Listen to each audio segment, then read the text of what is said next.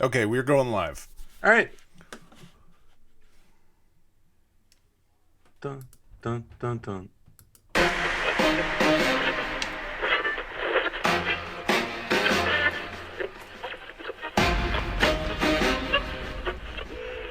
You're listening to Around Comics.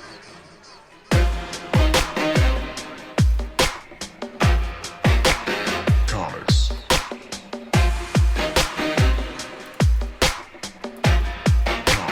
Comics.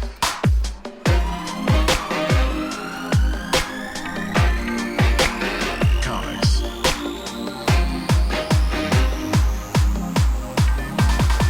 You're listening to Around Comics.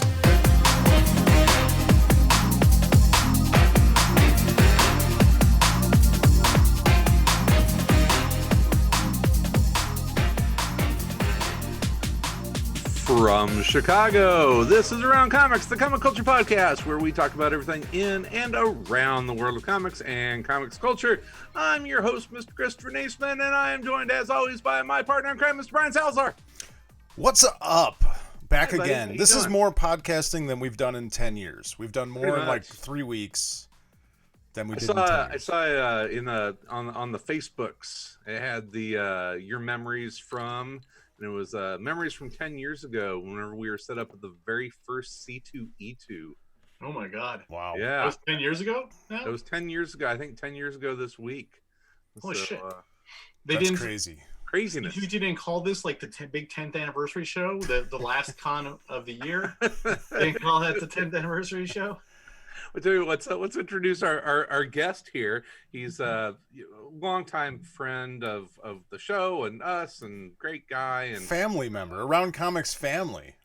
he I is. mean, you he's said 10 years ago. That's crazy because I've probably known you guys for 12, 13 years, right? Probably Yeah. because we've been doing it for a couple years before C2E, at least a couple years. Tim, we started this in 2006, so we would have known you right old. around that time. Yeah, right around then. 14, Wow. 14, 15 years. Crazy, huh? Jeez. Yeah, I mean, I can't even fathom sometimes how long this stuff has been going on. Whew. It's That's because well, we're that's a thing to know. Yeah. so We're still superstar here. creator, Mr. Tim Seeley. How you doing, bud? Just fucking peachy. Just wonderful. So, I'm gonna shut my door here. Hold on. Sorry. My wife's gonna be like, Can you "You're get rid of the loud." sewing machine? Why is there a sewing machine in your Because in I'm your trying to learn new skills. Oh my goodness. It's not that bad, Chris. You're not going to have to make clothes, I don't think. I think you're Well, going to be at this point, I mean, you might go ahead and invest. Go ahead and do that. Maybe So learn how I to was build a feeling crossbow guilty while you're at it. because I was talking to some other friends the other day. Yes, I have people besides you that I know, and the question came up of what new skill have you taught yourself during isolation? None. And people were coming up with this and that and blah blah blah, and I'm just like, I'm gonna learn how to sew. Oh, fuck those people. Listen, I got a job. I have a family. I have a house to take care of. I don't have time for new fucking skills. This guilt trip that now I got to feel like I have to use this time productively to do something to better myself. Bullshit. What's Just gotta fucking survive. what is hilarious about this, Tim, is that he has probably toiled for at least 20 hours on learning how to run and post video to the internet. That's true. That is true. Fair enough. So he's full of shit. So what new skill have you taught yourself, Tim Seeley? I've gotten really good at not breaking down and crying. That's my new thing. But yeah, I mean, like I have sort of and I have had for a long time. I kind of have I have anxiety disorder anyway, but I have a specific one about health stuff. So like weird stuff. This sucks then. Well, so like it kind of got worse. Like last year, I was really stressed out. We had the baby, we bought a house, work was going not so great, and so like I was just high anxiety, and I like went through like a big bout of health anxiety, like believing I had cancer and the usuals, right? Mm-hmm. And then Tim, it's called a midlife crisis. yeah, I think that's part of it too. But by the time I got out of that, like I was like, hey, I'm doing good, and then this shit hit. Like, Yeah. and I was kind of watching this stuff since January, kind of really anxious that this was going to destroy the world, and then now like we're in the shit, and I feel less anxious because I was right. Like when you have like anxiety about stupid shit, and the whole thing is like it's things that aren't going to happen. But if you worry about something that actually happens, it's like, oh, you kind of feel good. So so now you're a prophet. You're not. No, well, you're just you're like, in it. you're sort of, what people tell you is, this sort of unsubstantiated concern about things. When it's real, you're like, oh, I don't have to worry about it because it happened. It's it's like, so now I just relax while everything goes to shit all around us. Well, one of the things I've been wanting to talk to different writers and different creatives is that I know that especially writers, I think, are probably trying to draw some inspiration and motivation from this. And it's like, okay, what can I write, or what story can I come up with that is inspired or has to deal with this whole COVID-19 thing that isn't like Stephen King's The Stand. And then I'm sure there's a moment where you sit down and it's like, but everyone else is trying to do the same thing, so is that... Well, I mean, and here's the thing, I already did it because Revival was about a quarantine. I remember when I was working on Revival, I did research about how many times quarantines had happened in America, and the only time it had happened, as far as because of virus, was because of the 1918 flu virus. Mm-hmm. So I remember reading about the flu virus thing then, and so the whole story in Revival is really about, being stuck and not being able to leave and going nuts with your family. That's what the book is about. Yeah. So like, I already did it. And the only thing I can say for sure is that there are things I wish I had known. And one is the masks thing. I mean, in Revival, everyone would have been wearing masks because they would assume that it was spread via, breathing. Now I know. Oh, what do you think? What do you think my first sewing project is going to be? Oh, for sure. I just ordered some like really offensive ones from Threadless, so that Sonia Harris, right? Oh yeah, very lovely. So that's her fuck this shit pattern. It's her swearing pattern. That's awesome. Isn't that amazing? Be a lovely mask. It's I'll have to find the web address, but it's Sonia Harris swearing patterns. Oh, and she did all that whenever she was pretty public about it. She was a cancer survivor. And she's an amazing designer. She's done a lot of comic book design work. And whenever she was going through her cancer battle, that was kind of her design therapy, was coming up with these swearing patterns, and they're amazing. That's a great idea. Yeah. So it's like kind of uplifting, but also pragmatic because she's fucking pissed. Yes, nice. Yes. And she's British, so it always sounds better coming from her. Right.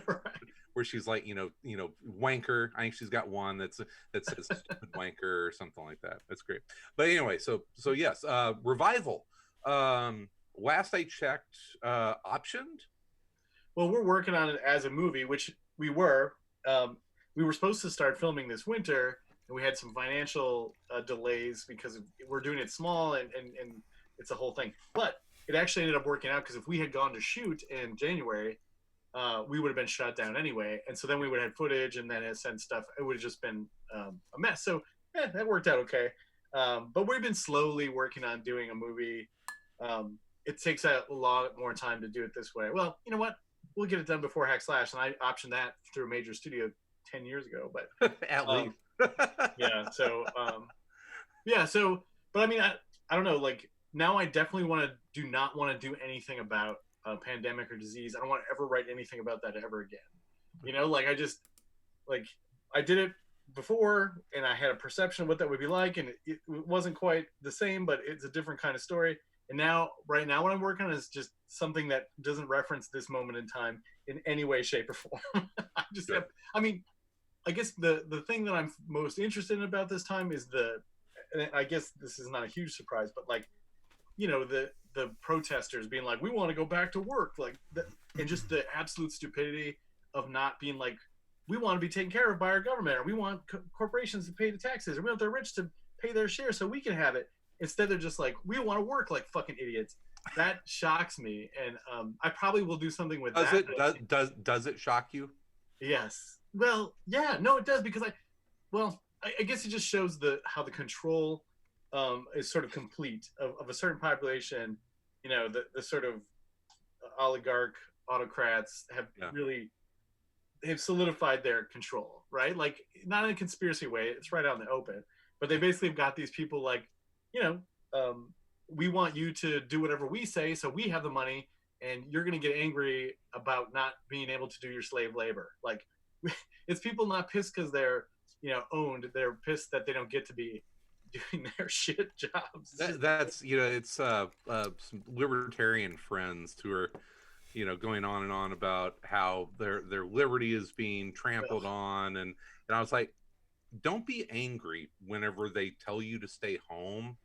Be angry when they make you go back to work. Yeah, when it's unsafe. And the reveal of like how impractical libertarianism is this whole event. What's up, honey? This is a live show, so what do you need help with? Yeah. Is it teaspoon? Which one do you need? Yes, that's it. I always get confused with this shit. Teaspoon is the little one that you hate. We're seeing and tablespoon a live glimpse of Tim's life at home. Teaspoon is the small T. Yeah, it's small T and big T, honey. Well, I never bake, and English is not my tablespoon is the big T. Teaspoon is the little T. I don't know. This English is so hard. There you go. You got a little peek inside. The only caveat I can see with this is people that own their own businesses, small business owners. I could see. I mean, I'm one. True enough, but your business you can do from where you're at. You know what I mean? Like if you own a small business, if you're paying rent in a building somewhere, if you're but then you should ask the government to give you money to hold you over, not to go back to. Well, they spent all that on Halliburton and cheese. Yeah, right. Exactly. And why are people mad about that? That's the thing. I applied for a PPP, a paycheck protection loan, and I applied for the EIDL to try to get something, and I didn't get past the first phone call. I mean, they turned it over to your bank, who has your small bank business loan. We'll talk about comics after this, but this is just a tirade. They turned it over to your bank, and their bank was supposed to do something with it, and the bank had no infrastructure to do this. So they send you paperwork, you fill it out. They send you a message that says, "We will call you tomorrow," and then they never call you.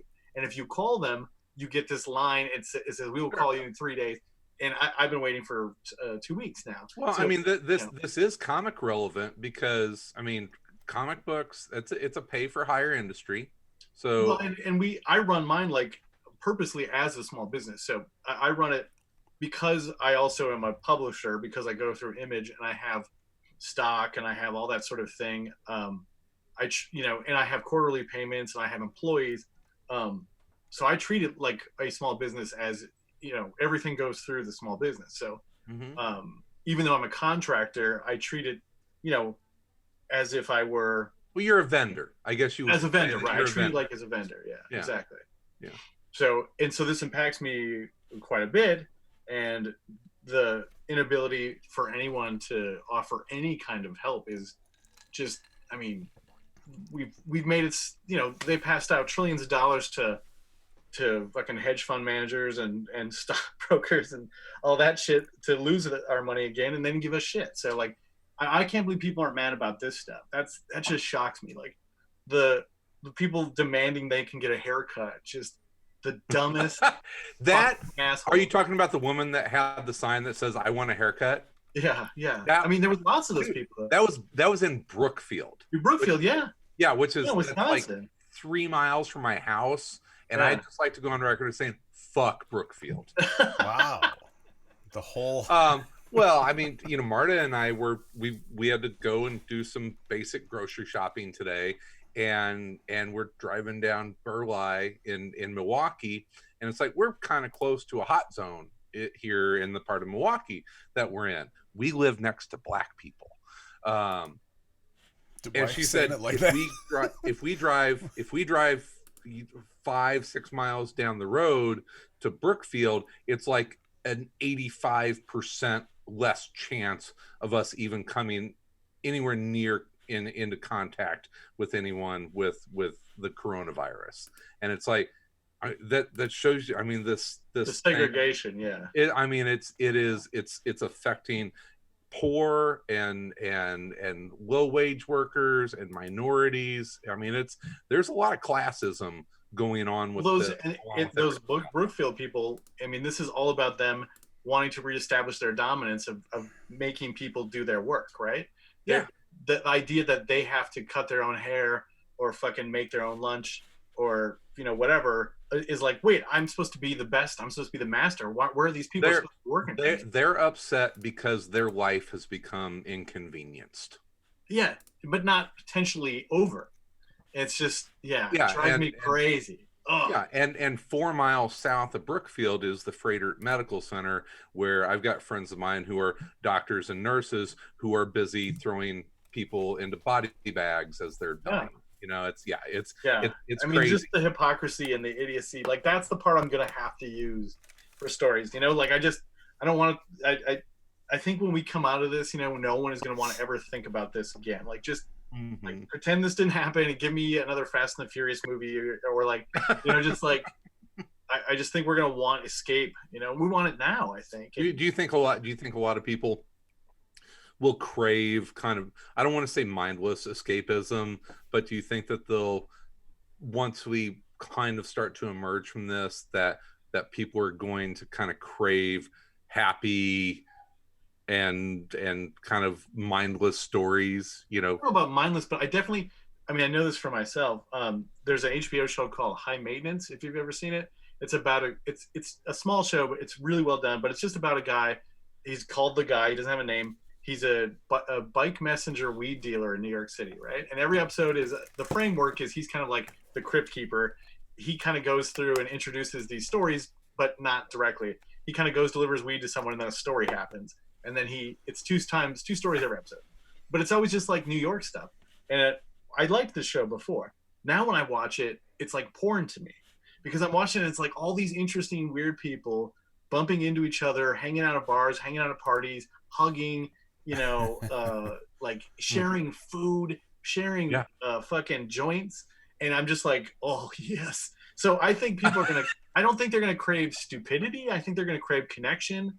And I think they're going to crave, you know, sort of like scope. I mean, we're all looking at four walls all the time now. And I think we're going to, you know, right now, I think I'm feeling that same way. Is just, you know, everything that's really appealing to me is an escape from this, you know? So maybe that works against revival to some degree, you know, because, I mean, it'll take a while for us to make anyway, but if we had come out with it like right after this, it'd just be like, who wants to watch this? Get ready. And now whenever you guys do come out with it, you'll be, you know, not accused, but everyone's gonna be, oh yeah, this is their story about the coronavirus, you know, isolation. Yeah, and it's crazy too, just because when we started that story, we talked a lot about, like, you know, how this would actually work, but there was so little reference point because there are so few instances of actual lockdowns in American history. There's so few. Well, I had to wait 6 years, and I had that shit wrapped up. David Brookings had a really interesting commentary on it. Here's Marta, by the way. Hey, Marta. Hello. Hey. Hello, Marta. Oh, Sal, I miss you so much. Aw. I know. I'm very missable. I know it's being like because I can hear you all the way upstairs. I understand. So far, we've seen him, huh? both of your wives, and mine will not make an appearance on the show. I guarantee you that. Because she doesn't Kim's exist. lost. I mean, Kim and I could really start our own thing if we wanted to. Oh, for sure. Yeah. For It'd sure. be called To the Side of Comics. Not around it. Adjacent. Comics adjacent. Off to the side. More like nowhere near comics. Yeah. down the street and around the corner from comics. I've heard of them, but it would be, you guys would have to start like a true crime podcast. That would be, she'd be into that. True crime stuff. She loves that. Her and my daughter. All right. I'd probably that's very lucrative, as I understand true crime. All right, I'm gonna go. Right. Aw. Take that sewing machine with you, woman. The heart still belongs to you. Oh, I know. David, do you ever listen to David Brooks? He's a pretty well-known, like, conservative columnist, and he was talking about the history of pandemics, and he said, obviously I've been reading up on it a lot, and there's a lot of history about the 1918 pandemic, but very little like firsthand on the ground recollections of it. Right. And he said what we finally kind of discovered is that a lot of there weren't many retellings or recounts of what happened, because people were really fucking ashamed of how they acted during that. Yeah, because I mean, if you caught, I mean, this is 1917, 1918. If you caught that thing, I mean, you were probably gonna fucking die. And within a day or two. I mean, it wasn't a prolonged illness. People got that and they were dead in a couple days. And so people were pretty cold-hearted about their social distancing, and if anyone was in help or in need, I mean, they kind of stayed the fuck away from them. It was a really, really dark time in American history. And that's one of the things that I think I'm kind of grateful for now, is that, yeah, you've got these fucking militia fucking head cases running around, and Karen who needs her fucking haircut.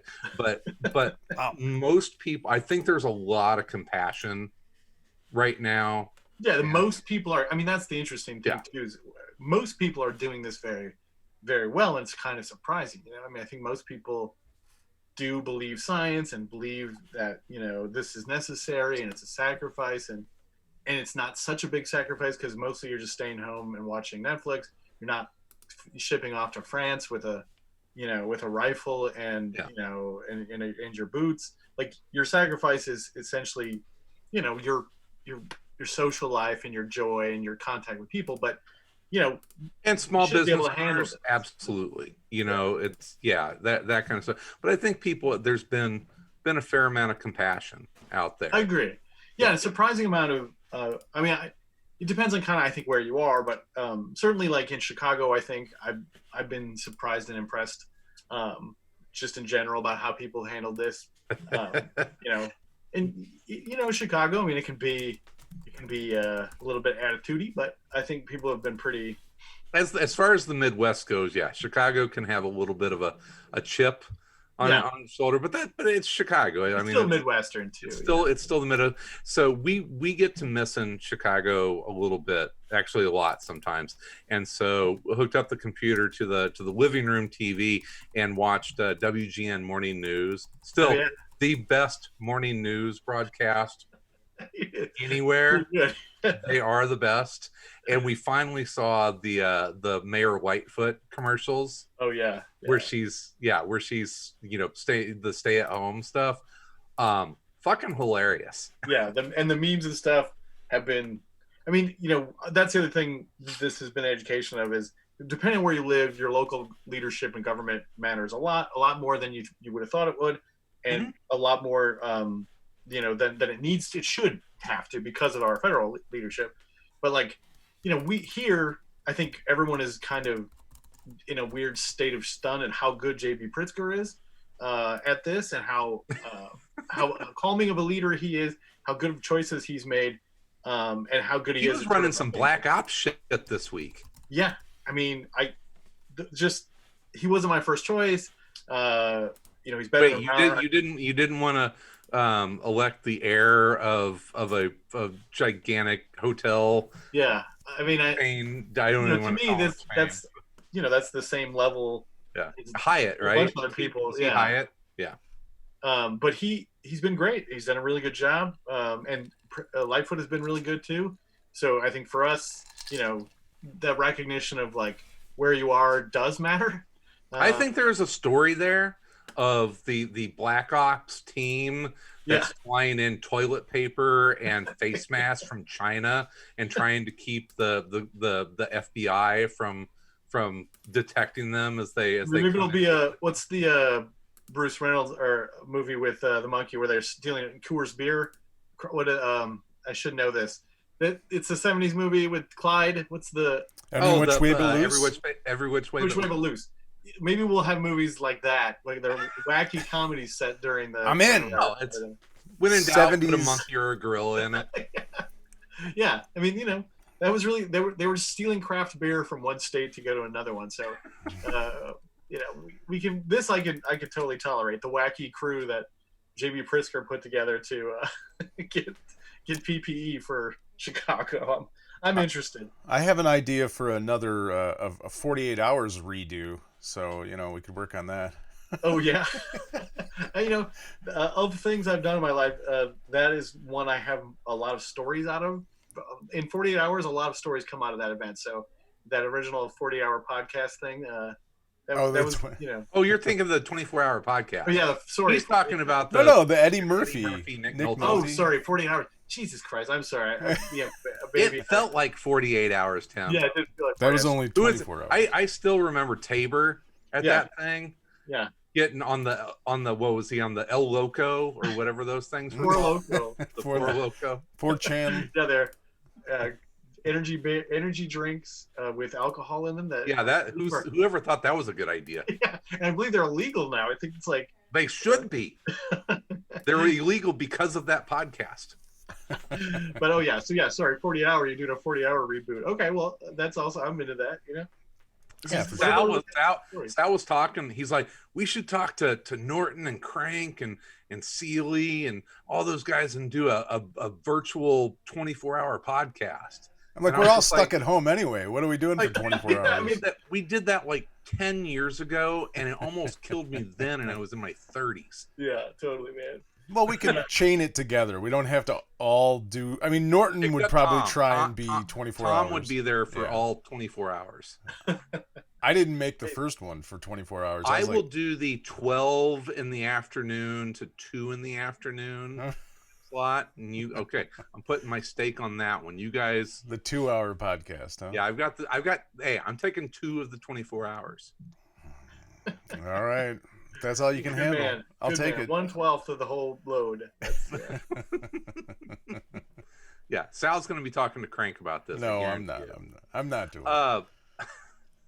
So I see that sweet Valiant comic stand behind nice, you. Right? Let's see if I can. There you go. Little tour of my office here. There's a bunch of Secret Wars figures up there on the light stand. I got a Valiant when Bloodshot launched. Sent me a display rack. That's got my how you like the new Bloodshot movie? What's that? Have you seen the movie? I have seen it. Yeah. It's Vin Diesel. Yeah. Yeah, you like it? Sorry. Yeah, it's fun. It's like an action movie. I feel bad for everybody involved because that project is such a big culmination of all this work that Valiant was doing, and doing all this like redoing the comics, and Dinesh put all this work into it, and then it opens the weekend of the first lockdown. Like it's just how much unbelievable bad luck can you have, Yeah. But it's on demand VOD stuff on I think like Amazon and Hulu and a couple of things. So I just rented it off there. Is that like Daredevil 180, 179? 168. First appearance of Elektra. Okay, 168. Yeah. All right. Most of it's just I put up one copy of all my new books in there, and then whatever I'm reading at the time That's a pretty sweet issue of Daredevil. Yeah, it's a pretty good one. It's not bad. It's Elektra's name is spelled wrong on the cover, which makes it that's her first appearance. Huh? Yeah. Well, they didn't know her very well. That's true. But they sent it to me for that, and it was a big celebration. I got to work on the comic, and then that movie was just got buried, and it's just insane how, I mean, that's the thing with working it with some of this stuff, like angling yourself towards making a film, is that can happen. Like you can just roll the dice and have them just land on the floor. I mean, think about the movie. For the people that are working on the James Bond movie, thank God they got ahead of it and moved it while they could. A full year. Yeah. So, yeah. I mean, Black Widow, the new Wonder Woman, all that stuff has been moved. I don't know if you're privy to this, or even if if you've looked at it. I don't know if they're actually publishing it. But for the movies that released right before all that, like right at the top of the fucking wave right before the lockdowns. Yeah. How is the online purchasing for these going?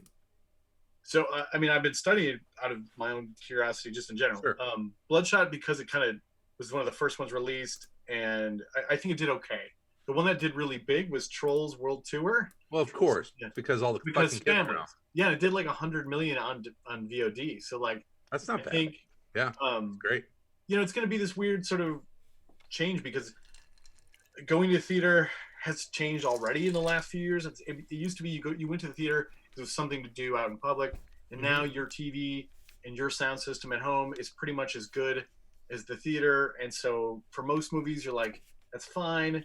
You know, I don't need to see. I've got really good friends that actually one of them works for Marcus Theaters here, and Marcus is the big name in Milwaukee and the region. They've got a lot of theaters, From Minnesota. And then her husband works for a company that services all of the projectors and the AV stuff at the theaters. So that's, you know, they're connected through at work through that. And the stuff that Marcus has had to do to kind of change the culture of going to the movies has been really interesting.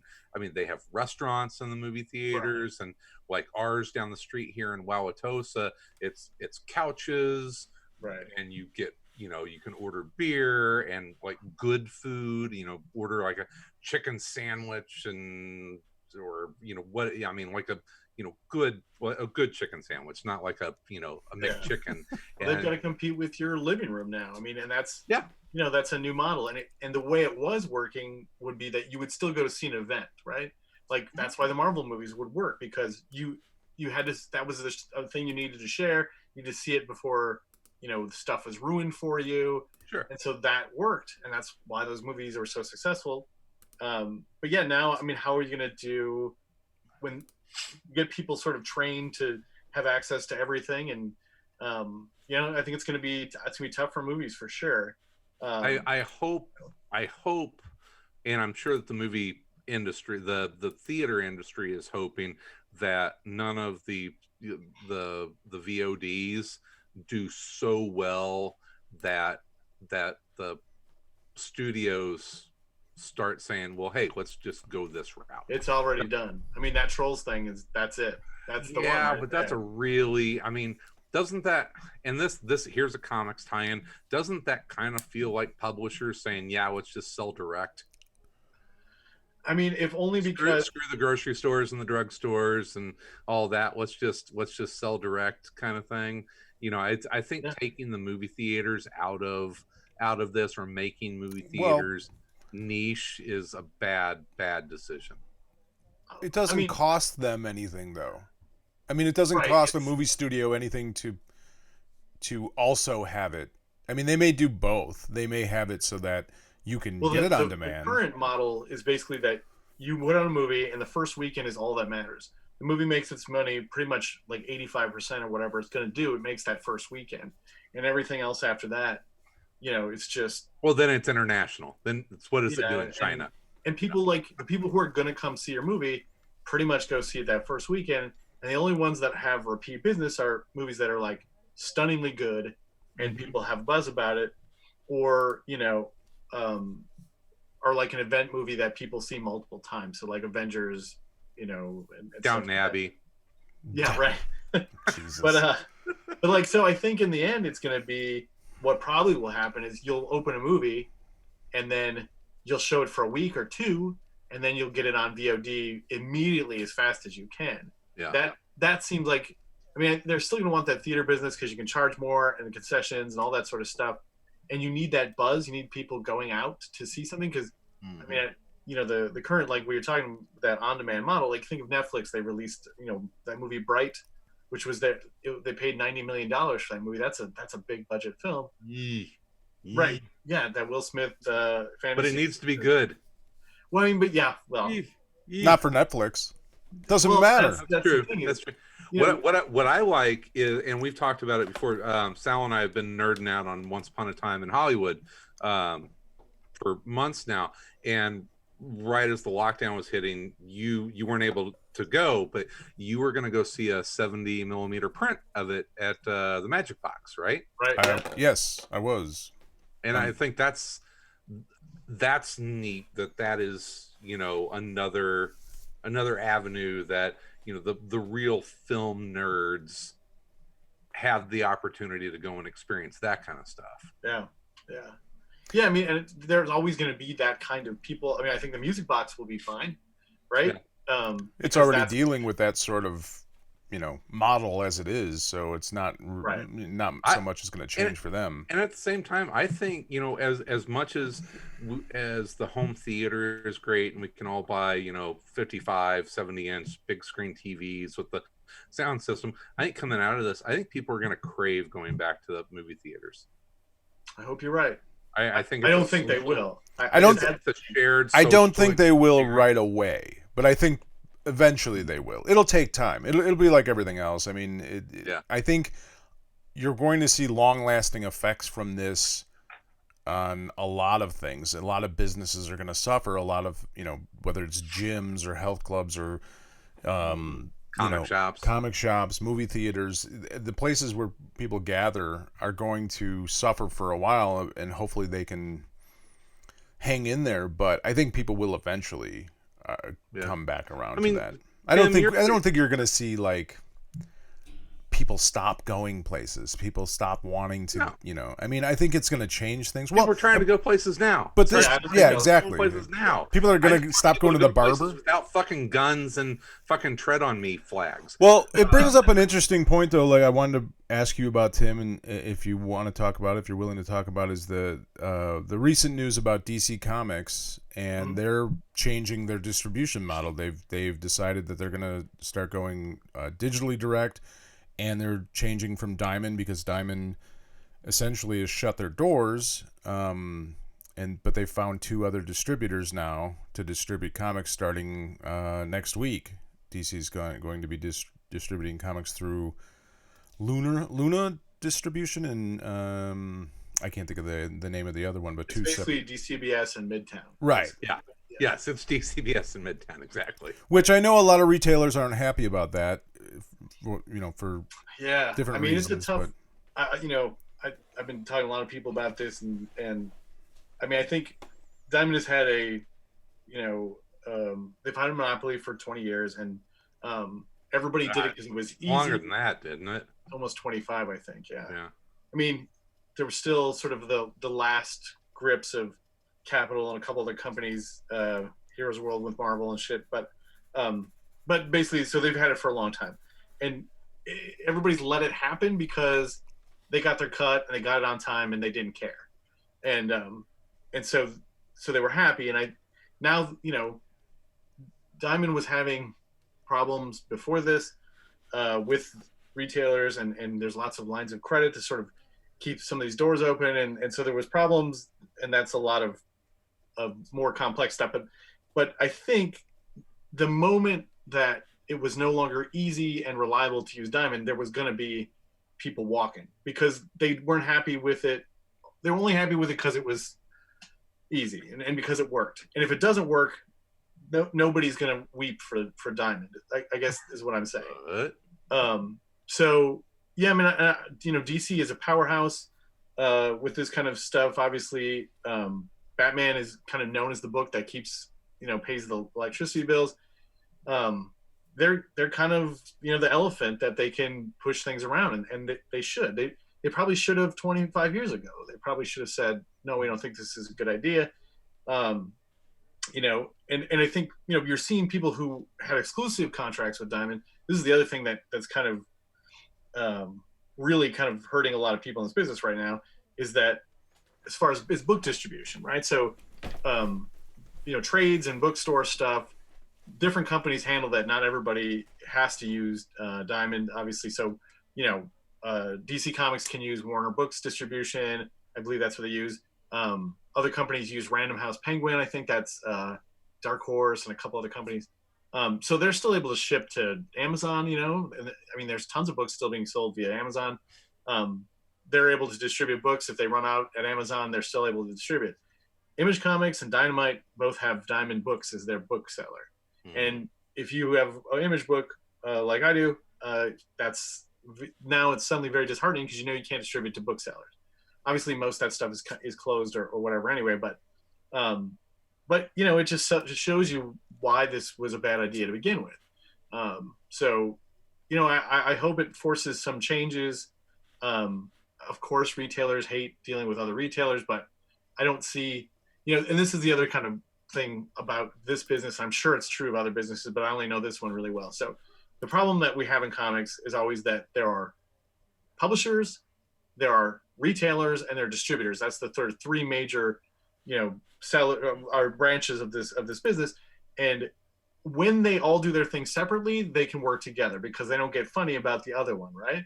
But when any of these change into something else, they start doing something else. For instance, Marvel buys Heroes World and becomes a distributor. Then everybody other people get pissed off, right?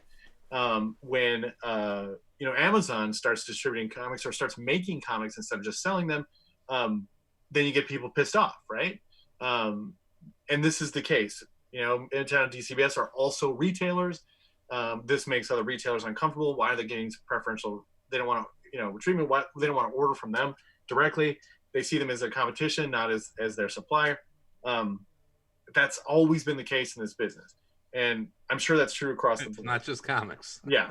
But that's kind of where we are now. I don't see a solution to that. There is no infrastructure set up to do this, except for the only other choice between DCBS right now, anyway, besides DCBS and Midtown, and they can handle different quadrants of the country, obviously, you know, different sections. The only other choice is Amazon, right? Amazon can distribute it. Yeah. And has in the past been, I think, a possibility for comics distribution, but they would just circumvent the customer or the stores altogether, right? You would just send the comics out and they would distribute like straight to your doorstep. Right. Yeah. So I don't think that's a solution comic stores want. So what else choice do you have? I just don't see there's not a lot of good choices. So you know, hopefully people can kind of come together on this, and I think in the end it's good to break up this sort of monopoly that Diamond has had, but you're going to see a lot of fallout and a lot of uncomfortable, you know, retailers. And well, it's going to happen either way, though, isn't it? I mean, it's going to happen if no comics are shipped for 3 months. What's going to happen? What is your other choice? No comics? Yeah. Yeah. And you know, and so like some publishers can handle to varying degrees not putting books out, but you know, or just subsisting on trades or subsisting on digital or doing direct to consumer themselves. But Marvel and DC can't do that. So, you know, I don't see them. Why would they wait around? You know, so that's the situation as it seems to stand.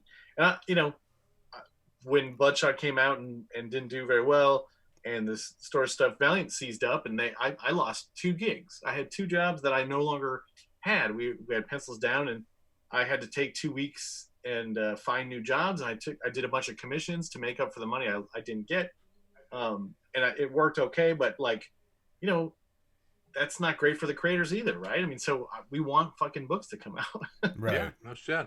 Well, Speaking the of, thing what about are you working on, man? Oh, hold on, Chris. Before we move on, real quick, the other part of it that I'm surprised I haven't really heard many people talking about is the fact that they announced at the same time that they're doing digital same day with the same books. The same books that they're shipping, they're gonna same day digital, which I would think would be more of a threat to comic book stores than the idea that they have to get distribution from DCBS or Midtown.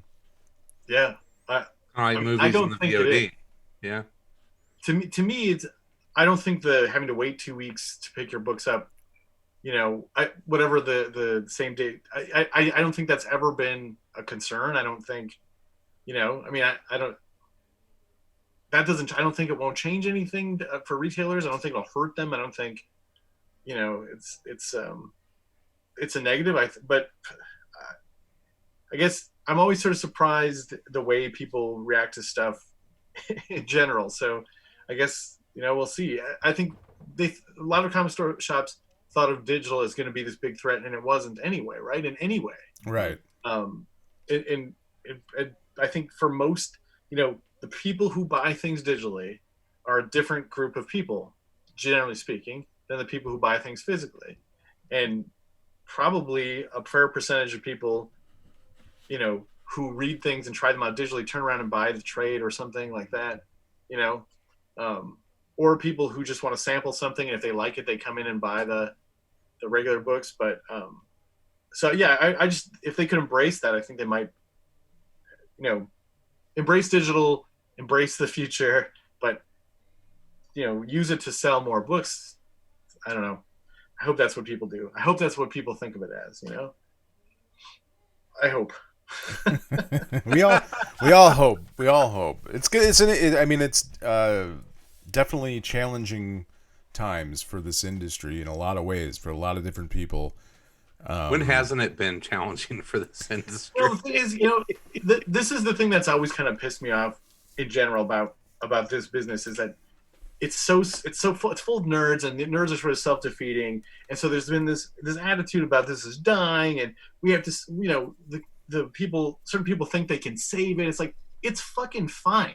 It's been fine, and it's been going up for at least 15 years. I mean, the idea that it just drives me crazy that no one has ever, like, we should have been celebrating the fucking good times 6 months ago because they were great. Mm-hmm. And the idea that's like, it pisses me off to no end that this sort of always big, like, comics is dying, and we have to switch to our Kickstarter model and go direct to the fans, and all this sort of crap. Like, no, it was fine. People, women and children were buying comic books in huge numbers, and we never talk about how much better the industry is than it was when I fucking started in 2003 or 2002. It was a shit show. An absolute shit show. I mean, it's always like, what's the next thing that's going to save comics? What is it that we're and never.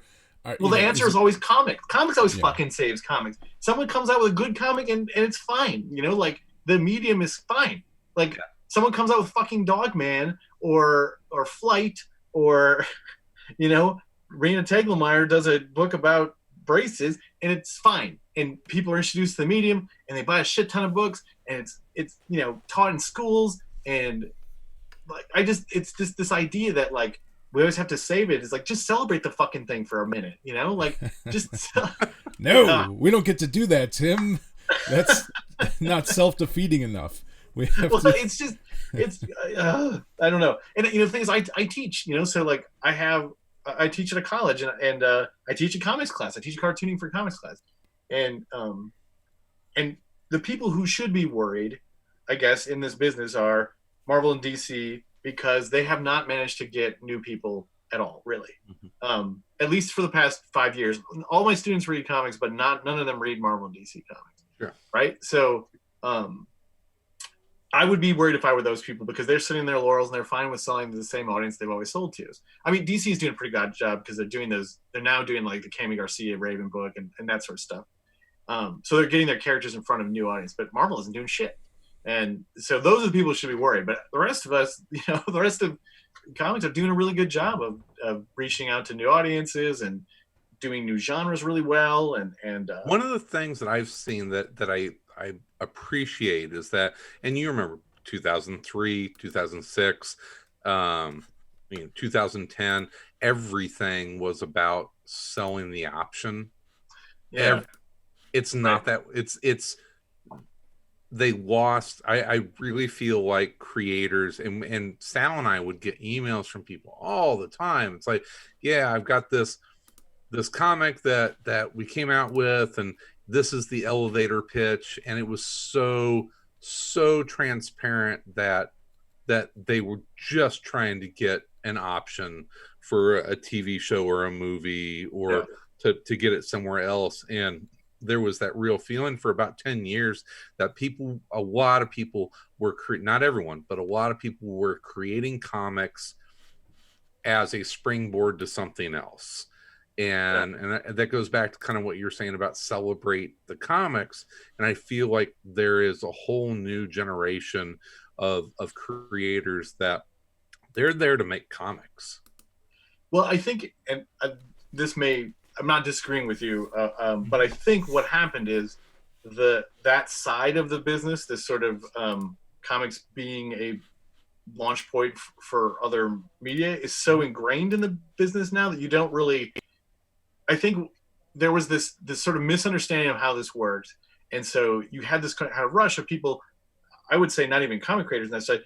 You also had these screenwriters be like, well, if I do a comic, I can get it as this movie that I want to do. I don't know anything about comics, but I got this screenplay. Somebody turned it into a comic, and those kind of pitches, I think, those elevator pitches, those high concept ones, where they weren't made for anyone except for a movie executive. Yeah, it's a werewolf, but he's also a detective. Yeah, and like, yeah, you know, it's. But I think that's so much part of this system now. You know, right? Like Netflix and there's so many options. Well, I like when it happens, not as the end goal, but as something that someone picks up on and says, "Oh, this will work." Did you watch Daybreak on Netflix? No, I heard about it. I didn't see it. I enjoyed the shit out of it. Yeah, it would probably drive Sal nuts because it's a little too high school musical for him, but I thought it was fantastic, and it was just a total like indie book from I think a guy who was a teacher at is that the one with the Savannah College of Art and Design, the like zombie outbreak at the high school kind of thing? Yeah, I watched. Me and my son watched some of it. It was, yeah, it was I really good. liked it. It's a little campy for my taste, but exactly, it's a little high school campy. That kind of, I thought it was great. I think it was a lot of fun. But that I went back and found the Daybreak comic book, and you know, total like it felt very top shelf to me. If they, you know, and they have, you know, an aesthetic for their comics, and yeah, I think the guy who created it he was a professor at the Savannah College of Art and Design, you know. But I don't, and I read it, and it's like, yeah, this doesn't read like a movie script. Someone just fell in love with this and said, yeah, we can do something with this. I don't think it was made to be something else. It was made to be a comic. Well, I think part of the reason is, and for that, it just because I have to work in this all the time is you're right. The way that we pitch things change. So, and this isn't a good way, but it goes back to that idea of this sort of high concept pitch, and you know, early in this, when I started in this, you would go to like movie executives didn't want to read scripts, right? They were just, no, I don't want to read a fucking script. But you could hit them with like something easy for them to understand, and it looked good, and it was part of an IP. So it basically is like this fucked up business thing where if a screenplay comes in and you have to do business with the screenwriter and you have to lock down all this sort of stuff and read a bunch of screenplays, it's much harder than an IP coming in and someone saying this is already popular, you know, this intellectual property is proven and it works. They can just make an adaptation of that and hire the screenwriter they want to work with and make it much easier. But it was all about this, like the high concept pitch. And I think what has changed now is when you go to these meetings, people don't say what's the pitch, and you go, it's this meets this.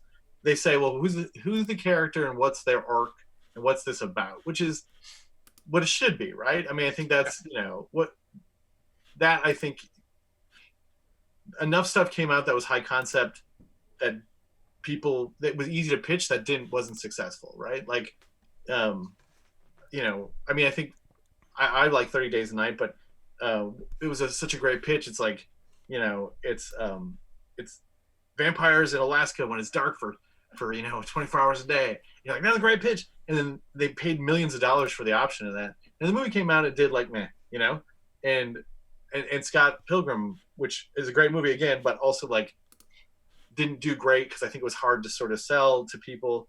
And now it's just like what works is just things that people can be emotionally attached to, and so the shit. I definitely had my hobby meets work moment about a week or so ago. That so I work for a company that makes rubber flooring. It's very sexy, right? And we had a pretty good sized shipment of flooring that was going to Alaska, and the freight quote comes back, and it's like $20,000 for freight to get this truck of rubber to this town in Alaska. I'm looking at it, and it's like, yeah, it's Barrow, Alaska. Yeah. And so it's the email chain. I'm like, well, yeah, I mean that place, 30 There's days. fucking vampires there, dude. It's dangerous. Fucking vampires. It's going to be fucking expensive to send that rubber up there. Jesus. You guys know anything? You shippers? Don't you know shit? Yeah. It's obvious. I mean, come on. It's the northernmost town in the United States. I've changed my attitude a little bit about that, though. Like, I used to be sort of, like, like you said, when you'd see something that was very obviously people trying to make a movie pitch out of a comic book, you kind of turn your nose up at it a little bit. But I don't know, I've kind of changed my mind a little bit in that regard. I don't think just turn your nose up, but it's like when it's done well, that's great. Whenever it's But that's like, anything. so, I mean, there's plenty of bad comics that are made for nothing more than to be a comic, and they're not done well. So it's all stories. You turn your nose up at those all the time. Yeah, true. Well, there's just, I mean, it's a story. Everything's a story. If it's done well, it's done well, regardless, I think, whether it's made initially to be a comic. Obviously, the mediums are different, and you can do different things. But how many comics do you think come out on a monthly basis, at least before the pandemic, that take really any advantage of the fact that they're comic books? You know what I mean? Like how many comics don't even really use the medium in that way? So it's like you're sort of like, sure, there are ones that do. There are writers that write with that in mind. There's artists that, draw very much using the medium to their benefit, but there's a lot that don't. They just, know what I mean? They're just sort of telling the story. So like to hold something up to this preconceived height that rarely, I think, is met no matter who's writing it or drawing it, I think is kind of silly. But that's me. No, I think you're right. I mean, if it's good, it's good. There was, I think, a moment of people just thinking you could dash something out, because it was a pitch. That's been gone for a while. I don't think, because now, I mean, people realize how much work it is to make a comic. It's like if you're gonna make this thing, you better fucking put some time into it, because it's incredibly difficult and can be soul crushing. And so it might be easier to make a small movie with like your phone. Right. It probably is. Yeah. When was the last time you penciled a comic? Oh, it's been a long time. I mean, I've been drawing a lot for commissions and stuff, but I think the last time I drew pages was, God, I drew some one page of Batman. How long ago was that? Or 2 pages? Like 5 years ago? I think it was the last time I penciled a comic. Wow, I really? did a lot of covers, but yeah. Were you writing or drawing Ant-Man? What was the last? I did both. That was the only thing I've ever been hired to do both on. Okay. And it was such a weird job because it was like it was just a weird moment in that character where they were, it was part of a storyline that I'm not sure people were super into. And it was a character they weren't going to use anymore. It was so weird. Yeah, was that the Scott Lang? No, it wasn't. It was Eric O'Grady, and then Hank Pym was the Wasp, and it was the Hester Parks. Kirkman. Was it the Giant Man? Yeah. No, it was Eric, and he was basically the pervert Ant-Man. That was kind of the story. He was kind of the pervert Ant-Man. Was he kind of like the washout Shield agent? Yeah. Mm-hmm. Yeah. That book was fun. Yeah, I like that book, and I liked working on the comic. But that was the last time I wrote and drew something. It was like one of the only times, which is weird. What a weird thing to be in an industry that demands that you write and draw, and if you do both, you never do it. Why is that?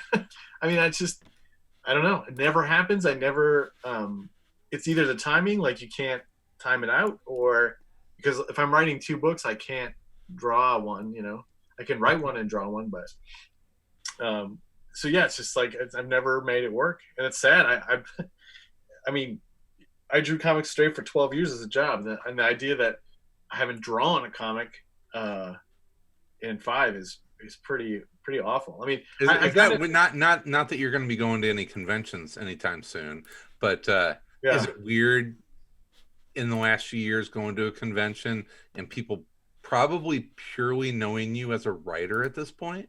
Well, I keep thinking that's gonna drop but I always think like every year I'm like, oh man, this is the year I don't get many sketches, and it never happens. So people must find out somehow. I don't know how. Yeah. But the only time people don't know that I'm an artist is Twitter.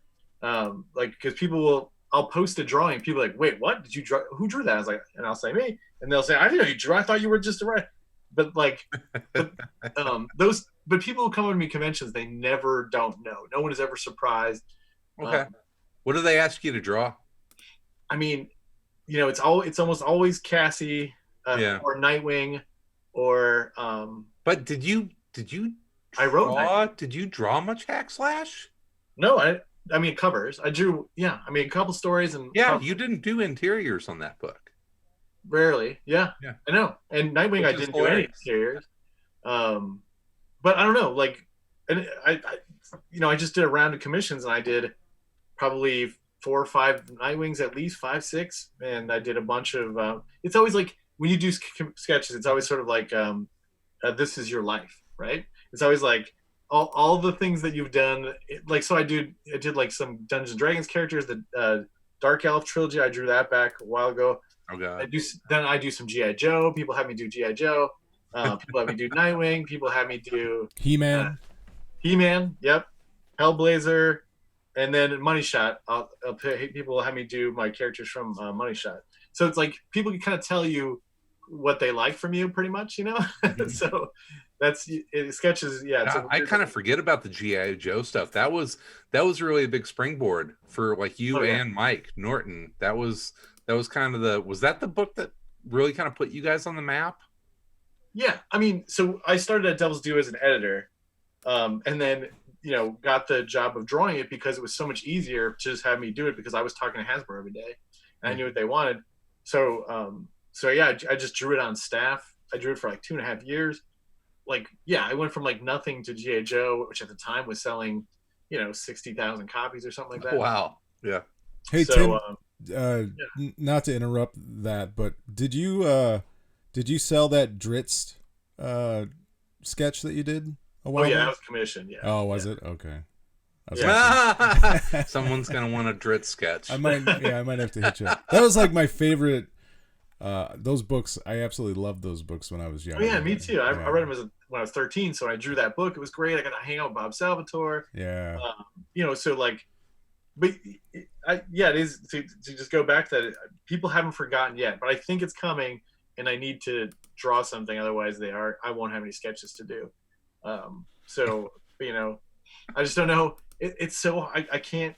I don't know what the situation would be. That next great Battle Pug arc is all yours. Well, I've talked to. I would have to do a situation where, I could work with a writer, but I can't. I don't know if I can write and draw something. Because I'm slowing down a little bit. I mean, I'm not as fast, mostly because I'm more sort of obsessive about quality than I used to be, which I think is just a thing as you get older. So I'd have to work with somebody that would let me be like, hey, I got an idea for this, and they'd be okay with that. So I don't know. We'll see if I can pull it off. But I pitched some of the books that I pitched myself drawing, and then didn't have time for them. So. I mean, probably the last 5 books I've done, I pitched myself drawing it. And then when it came time to do it, I was like, I chickened out, or I had too much work, or but do you find it easier to write than to draw, or harder, or the same? I always think that's funny when there's that big conversation about whose job is harder, and everybody always like, oh, the artist is so much harder. And I'm like, well, ask someone who does both, because drawing is actually easier. I hate to say this. It is easier. It's technically more demanding and physically more demanding. No doubt about it. You're hunched over a table. I mean, like, that part of it is more demanding. But you can zone out when you draw. And you only have to find 1 gig a month. When you write, you have to find 4 or 5 gigs a month. Yeah. So it is much harder to be a full-time writer. Just the amount of time you spend pitching, the amount of when you draw, you don't waste shit. Everything you draw goes out, goes in, pretty much, Yeah. And it's very few writers that have 4 ongoing, or you never have 4 ongoing. You might have 4 miniseries of 6 issues, or you're working on a graphic novel, or you're doing, stuff that's not comics related. You're, selling toilet paper somewhere, and for some ad company or whatever. Right. Totally. Well, there's probably a lot of writers that are doing writing gigs that aren't comic related. Greeting cards. Yeah, absolutely. Yeah. I mean, shit, I'd do it. I mean, and part of it is just, the way that this business is run, the page rates and all that sort of stuff. But I mean, it's definitely, comic book art is hard, but it's not harder than writing. It's just not. And when I do like 2 weeks of doing commissions, now it's commissions, not pages, which is way harder, but it's like vacation, just like getting to draw and just, zoning out and being able to listen to music. I mean, that's fucking incredible. You can't listen to music when you write. Or you can you can draw and watch. Try listening to like instrumentals or soundtracks. Yeah, I can do that. Yeah. I can soundtracks. Yeah. I don't do it a lot, but I can. But it's just, that's always been fascinating to me. I mean, if you only had to write 1 book a month, and yes, then it would be so much easier. But I get 5 days to do 22 pages or 20 pages, and that's from concepting and breaking down how that's going to go to final edits. That's 5 days. And it's usually, I started writing a first issue this week. I broke it down yesterday. I had to write 8 pages today. I'm gonna have to write another 8 pages on Thursday, and I'm gonna have to write another 4 pages on Friday morning before I go to class, to teach class. So, that's insane. Screenwriters don't fucking do that. Nobody fucking does that. TV writers don't do that shit. So yeah, it's harder. It just is. I've done both jobs. I did one for 12 years, done the other one for 8. Trust me, it's harder. All right. We have the definitive answer. Yeah. Wow. Tony Moore just absolutely disagrees with you. No, I'm joking. Well, I mean, and a lot of people, if you are drawing 1 book and you're doing a ton of detail and you're doing all that sort of stuff, is very hard on your body. No doubt about it. No fucking doubt about it. And you get, your wrist and all that sort of shit. Your eyes, but mentally, not even close. Just not even close. What's that? You can ask Phil Hester; he can back me up. But that's the facts right there. Well, we're gonna have to get like Frank Miller on, and he doesn't have to do 4 books a month or whatever. Yeah, so that's true. It would be a good. He's done like 4 books in the last. A book a year maybe. Yeah. Tell us about Money Shot, because I would be delighted to. I haven't. I have to say I haven't read it yet. What? And well, no, this is Money Shot. That's Money Shot. Yeah. No, and the reason I haven't read it yet, I'll tell you, is I'm a bit prudish when it comes to comics that are racy, comics that are sexual, or that kind of thing. And I think part of it is because it's like, I still, even though I'm almost 50 years old, there's still this weird stigma, this like thing I feel about, like, ashamed of that I'm reading comics. And God forbid if someone catches me reading a sexual comic, like a porn comic, like that would be funny. I mean, the people who feel the same way you do, dudes. Who does not feel the way you do? Women. Women have no problem with dirty comics, and that's been like this huge education about. I mean, I guess I kind of suspected it to some degree, but women do not have a problem with it at all. They're when I get sketch requests, the dirty ones are always ladies. They're all thirsty. So Money Shot is a book. I mean, when I pitched this, I dealt with what you were talking about, Sal, 100%. Every publisher I took it to was like, that is an amazing concept. We can't do it. It's just so. Well, that's what I wanted to ask you about. Like, was there reservations about it? Doing it was. How did it? Well, let's start at the beginning. Like, how did it come about? How did you end up developing this with Sarah Beatty? Is that how you pronounce it? Yeah. Because it was kind of her idea for the book, or how did that come about? Well, so the basically at one point, my wife was talking about how we were watching something about science, and they were talking about how it was so hard to get funding. It might have been the last week's night or something. They're just talking about funding for science, and obviously that's very, very well known that it's very difficult to get funding for science from the government. And my wife made a joke to some degree that she said something about they should have webcams and just get naked by the design. And I was like, that's fucking brilliant. So I expanded the idea to be like, in the future, there's no funding for science, and this group of scientists has a space travel device called Starshot. It's basically it's kind of like a Stargate kind of thing. But it's so expensive to use that when you use it, it basically costs millions of dollars to the electricity just to fund this, just to start this thing. And no one will pay for it because no one cares about science, and they know there's aliens, but they're bored as shit. They don't care. So, but this main scientist named Chris, basically she goes home and was watching porn, and she realized that everyone is bored of all the porn, because in the future, you can make your own porn. You can put deep fakes of your grandmother on the body of two women if you want, and you can watch any horrible thing you can think of, and so people are bored. So she realizes we could fund all our stuff by banging aliens because no one has seen that before. So she gets these other scientists, and they go on these sort of Star Trek-y adventures, sort of. But the point is that they have to fund all these trips by doing this. They now call it money shot. They fund the entire thing by shooting this porn, and that allows them to do the next trip, the next trip, and the next trip. And so it's a parody, obviously. It's satirical. No. Yeah. But it's cheeky and it's dirty, but it's like super sex positive.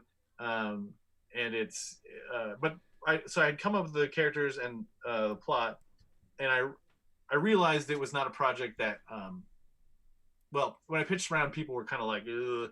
And I realized, one, I don't have the joke chops to get through all this as much as I'd like to, and I thought it could use a women's touch.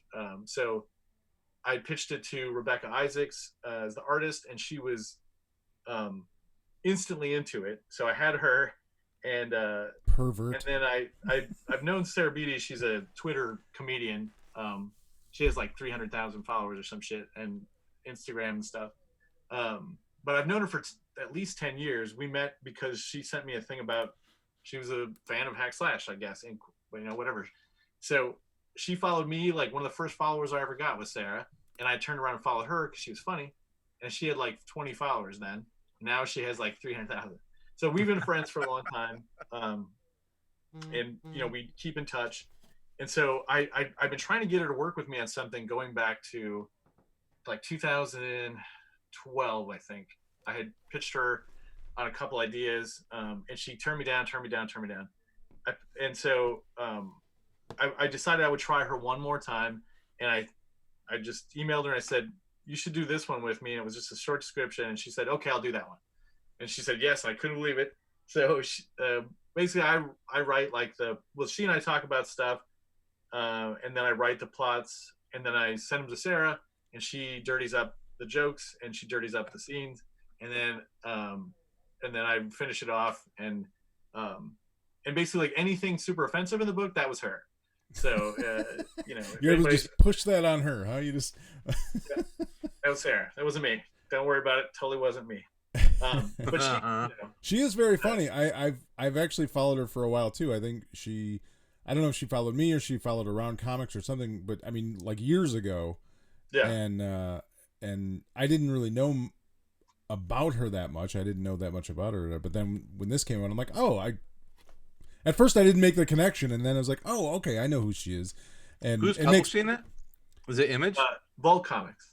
It's a Vault book. And so when I pitched this around, everybody was like, yeah, we love that idea, but no way. And nope.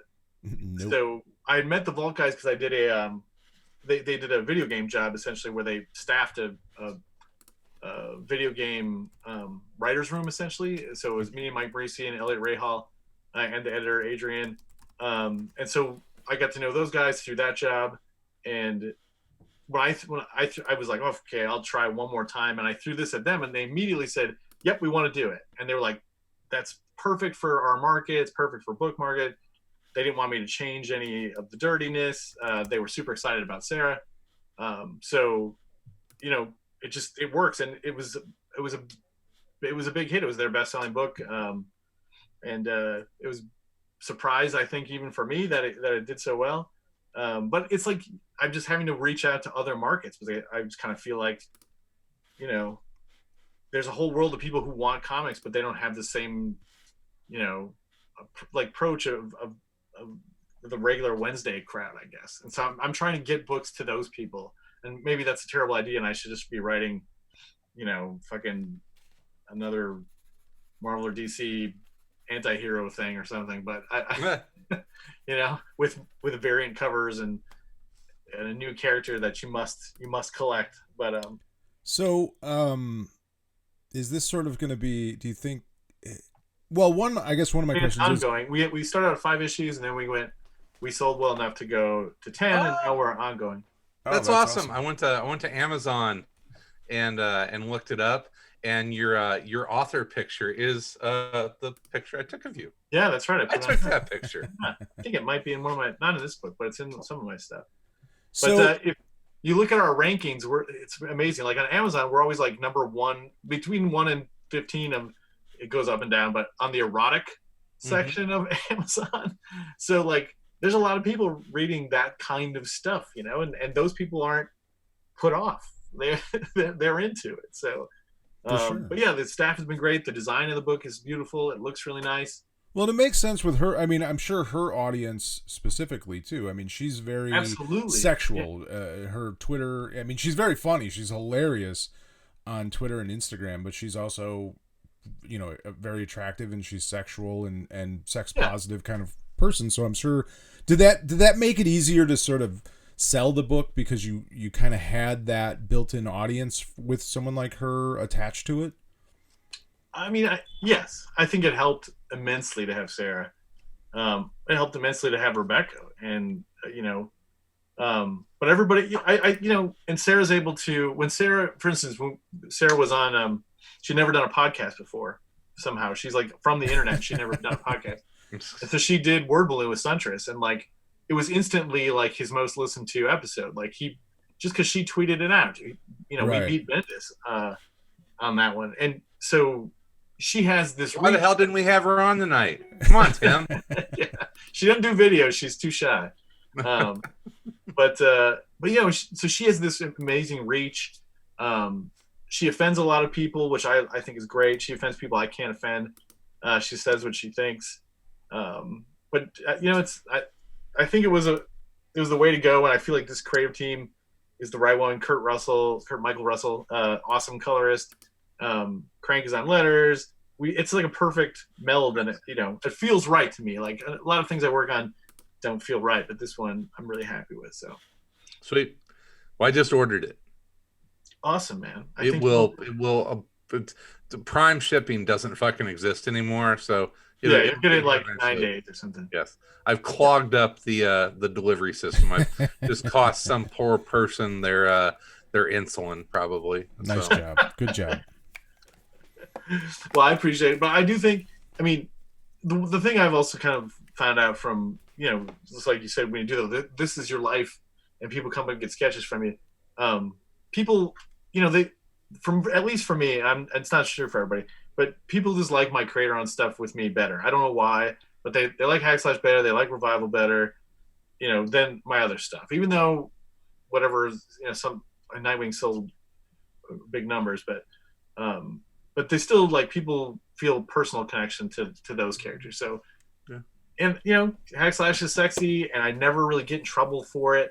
Like, I think there's people who don't do sexy the way that is sex positive, and it kind of creeps people out, and they get a lot of shit for it. I never got that with Hackslash, so like I felt comfortable being a guy doing a sexy comic, and it shows men and ladies somewhat sexy, but it's not dirty. It's dirty. It's not X-rated. The book is about porn, but the book is not porn. How's that? That's the description. There you go. Yeah. No, that's cool. It's speaking a couple other things that you've worked on in the past that I come back to. They just had the Robin 80th anniversary comic, Yeah. And you've got you and Tom King Yeah, have we did Grayson. Agent 37. Did you write that Agent 37 story just for this? Mm-hmm. Yeah. It was great. Loved it. Yeah, I mean, the idea was to have it be just sort of a snapshot, like, of that old creative team. So it's the same people who worked on Grayson. It's me, Tom, Mikhail, Jeremy.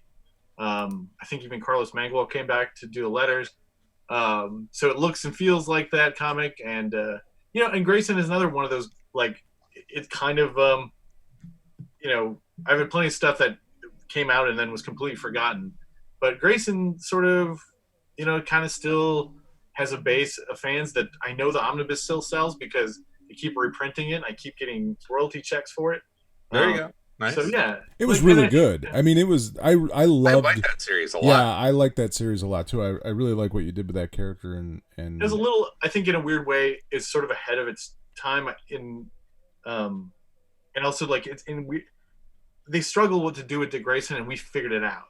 And then we had to go back to Nightwing, which because I think there's the perception that that's the sort of most well-known version, but then they don't really know what to do with Nightwing. Like with Grayson, we figured it out. We figured out here's what you do with him. He has to be away from the family, but he's got this duty and all. And so I think it worked better than some versions of Nightwing do. So, but yeah, I'm happy with it. That story was funny as hell to do. There's like a bunch of weird moments in it. There are some weird moments in it. Yeah, which is supposed to be because Grayson was a weird book. Mm-hmm. But I got to work with Tom and Mikhail, which is always a delight, and the editors. So I really got a good time with that one. So I know that we talked with you before about working not, and it's not really co-writing, but it was kind of an interesting and odd setup that you and Tom King would have. Can you describe the creative process of having two writers on a book? Yeah, I mean now it's even funnier because Tom is such a well-regarded writer, and so for me to even think we should just had him write everything. But at the time, he was sort of new at this, and I was the old pro, I guess.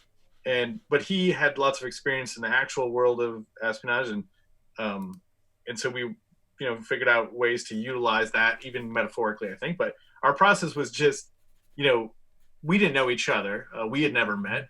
DC put us together, which could have been a disaster, but worked out. But we were just introduced via phone, and they said, "Hey, you guys figure some shit out." So we just had this big conversation, and we agreed on everything. And then I would write one issue, and Tom would go through and add stuff, and then he would write the next one, and we would just alternate issues. Okay. And I mean, some of them I think you can very distinctly tell who did it, but a lot of times people don't. They can't tell. Because it's sort of a blend of our aesthetics and stuff, and the ones that are really sort of Tom has always been a formalist and he really likes to mess with. So you guys came out with the outline of like an arc, and then would just trade off issues and then collaborate kind of after you would do like the first draft of an issue. Then I'm surprised go in and smooth things out together. I'm surprised you don't see more of that kind of thing in comics, almost like a writer's room setup, like like TV shows. I mean, because the demand is so intense, like you were talking earlier about how many pages you have to write by yourself every single month. It's like, why not have, and you've seen some of it, especially with like big event books. You have we did it on Batman Eternal. Yeah, we did the through the writer's room style. I mean, I looked forward to working on that book so much. It's still like one of the most fun I've ever had writing something. I mean, the only book I have as much fun doing is probably Money Shot. But yeah, it's just, and we would try to top each other. And we would, you bounce stuff off each other. You're able to just build off of that relationship, I would imagine. Yeah. And I think one of the things that really worked about it was that we didn't know each other. And, but just as dudes, we get along really well.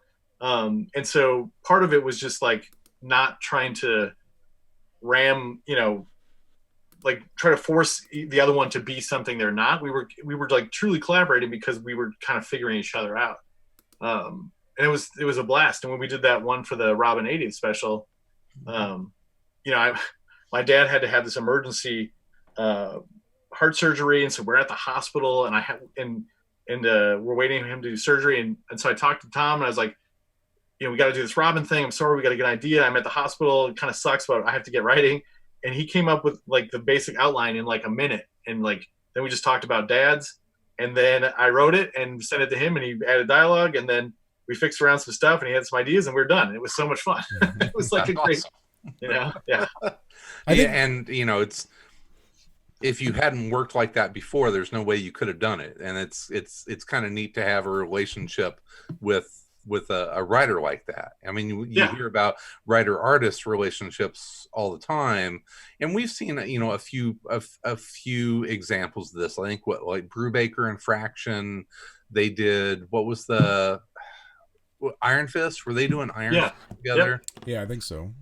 And then there's a couple of, I think like Ed Brubaker was doing that with a few people. I think he worked with Andy Parks on some stuff, and it's you see that there's been a few writer teams, and it seems to bear some pretty good fruit.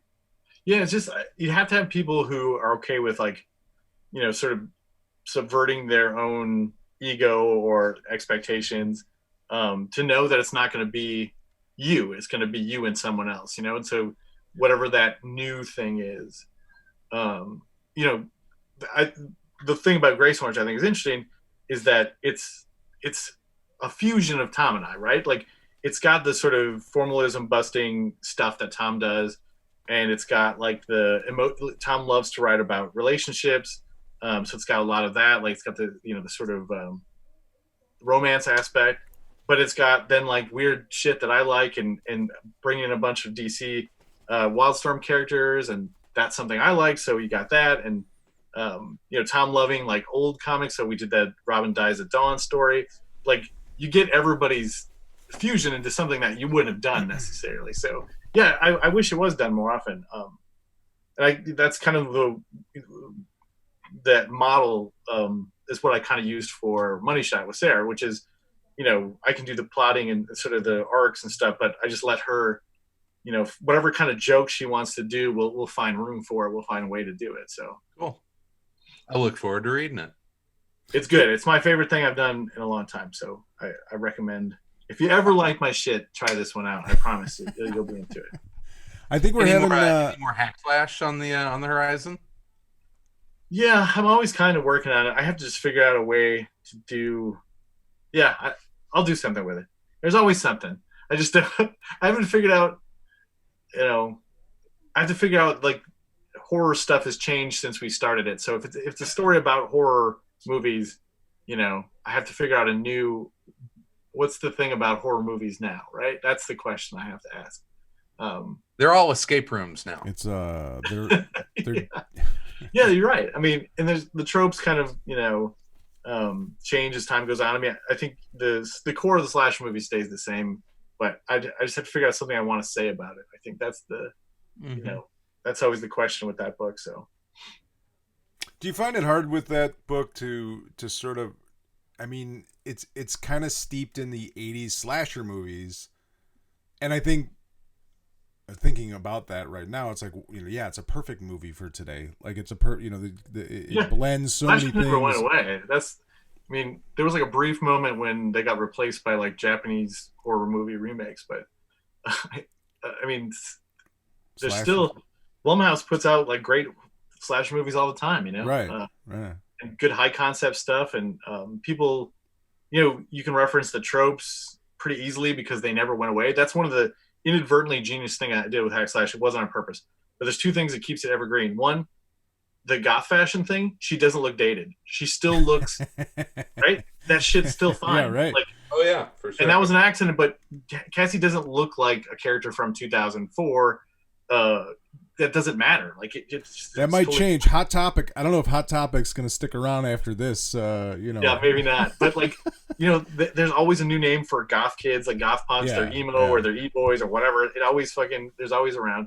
And that never goes out of style. Yeah, and like, you don't have to really redesign or anything.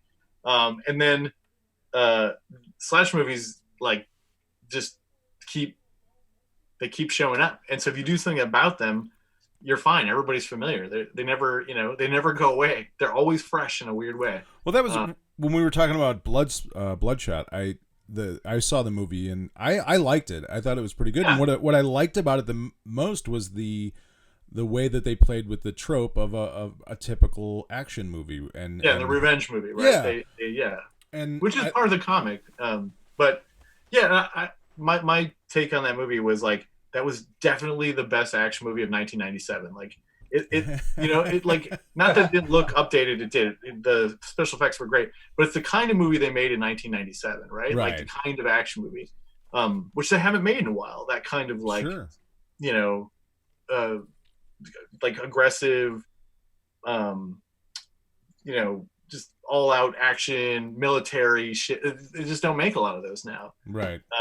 So yeah, I thought that was a refreshing movie in that it was not refreshing, in a weird way. It was like, it's something you've seen. It was kind of comfort food, but it did have some new ideas and some really well shot stuff. And yeah, I thought it I mean, like I said, I thought it played with the tropes really well. I wasn't expecting the sort of twist that was in there.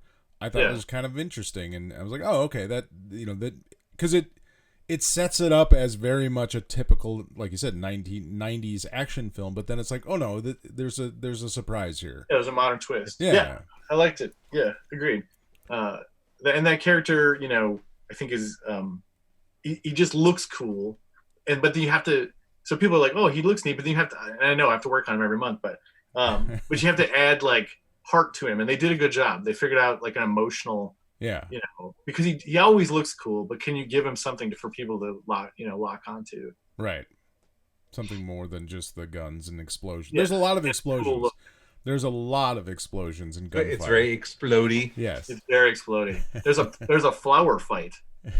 I'll just leave it at that. The flower fight scene, which is crazy. Yeah. It worked. I'm not expecting that. That was pretty. All right. I'll check it out. So, going back to Money Shot, I'm wondering how much research did you have to do for Money Shot? Was there a lot of cam watching? Was there a lot of? But seriously, like, I'm already like I'm familiar, obviously, with porn in the way that most people are, but sure.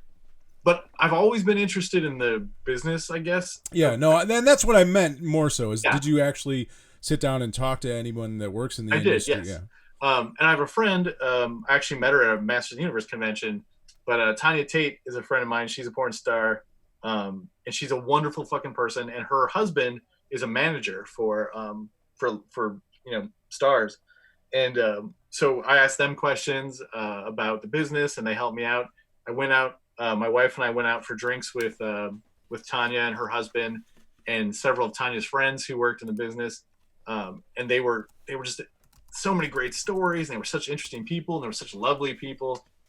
So that was a big basis kind of stuff. And then, I actually like read a bunch of articles just about the business of it's changing so fast. The model of adult entertainment is changing faster than anything else. And the original byline of the book was porn leads innovation, which has been true for a long time. I mean, that's why you had VHS over beta. That's why, DVD, you have DVD instead of. I want to jump in here for a second. Yeah.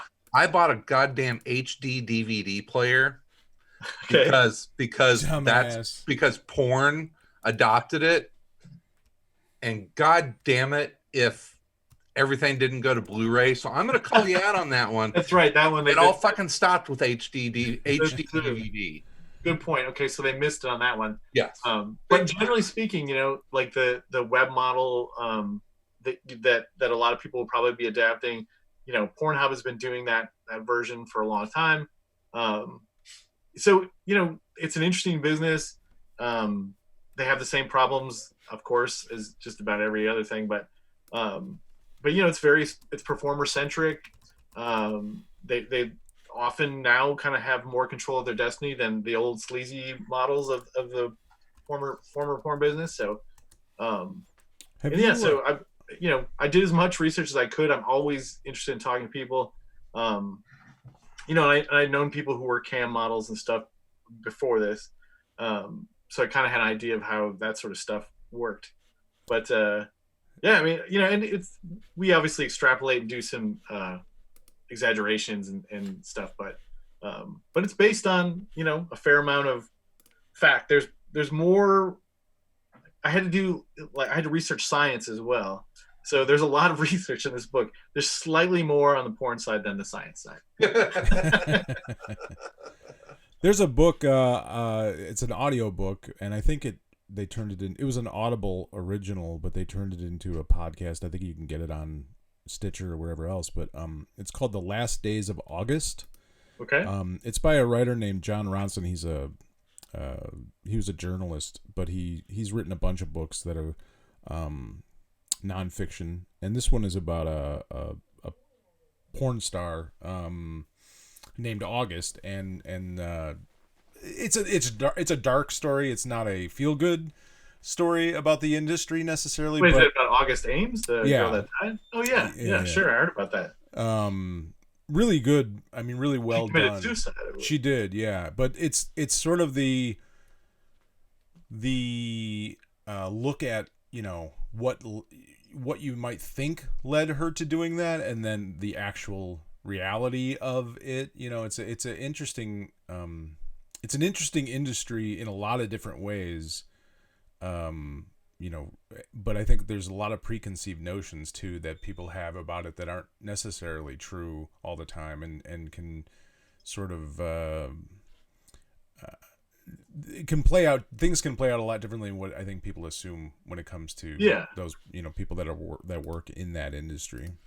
Well, and that's one of the reasons I really want to work with Sarah on it too. And she doesn't do film or adult, she doesn't do porn or anything like that, but she is like somewhat naked on the internet. So she's an Instagram star, right? So she gets it, and so some of the jokes in here are so authentic because they're things that Sarah lived through, and she understands that sort of stuff. So which is obviously something I don't know anything about, and no one would ever want to see my Instagram, whatever. So, but yeah, I mean, I think it's like one of the things I've benefited from in working with people like Tom, who was an actual spy, and we did a spy book, and then working with Sarah, who is one, she's an actual woman, and two, she understands. As far as we know, she's an actual woman. Yeah.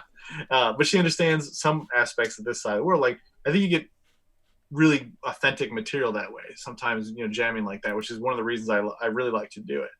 And for me, writing is sometimes the most interesting part is the stuff that doesn't make it in, just stuff you learn, so, well, I would imagine you also have to, you have to get something you're interested in, right? Like you have to, yes. I mean, how else do you come up with something, month after month after month, if you're not, your interest isn't being piqued by a subject or by a character or by an emotion or whatever it is, Yeah, exactly. It's phoning in.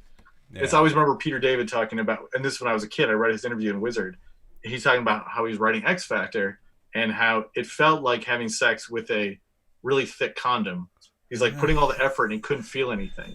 And I was like, what? How could that be? Because this book is so great. But now I understand what he's talking about. It took me 20 some years to get there in comics, but like I have worked on things where I'm like, oh yeah, I'm Peter Daviding this situation. I need to get out of this. I'm just working on this really hard and nothing's going to happen. Yeah, but sometimes I think, what are you going to do? It is what it is. It's a job too. Like you can't, as much as Warren Ellis talks about it all the time when, he talks about come forward to the mic, Chris. Oh fuck, my back is hurting. Warren Ellis talks about that pretty often whenever he's pretty upfront about it. It's like, yeah, if you see me doing stuff for Marvel or DC, it's I'm cashing a paycheck. Yeah. Too bad, because he's so good at superheroes. I think he's full of shit a little bit, but a little bit, sure, a little bit. I mean, or just really good.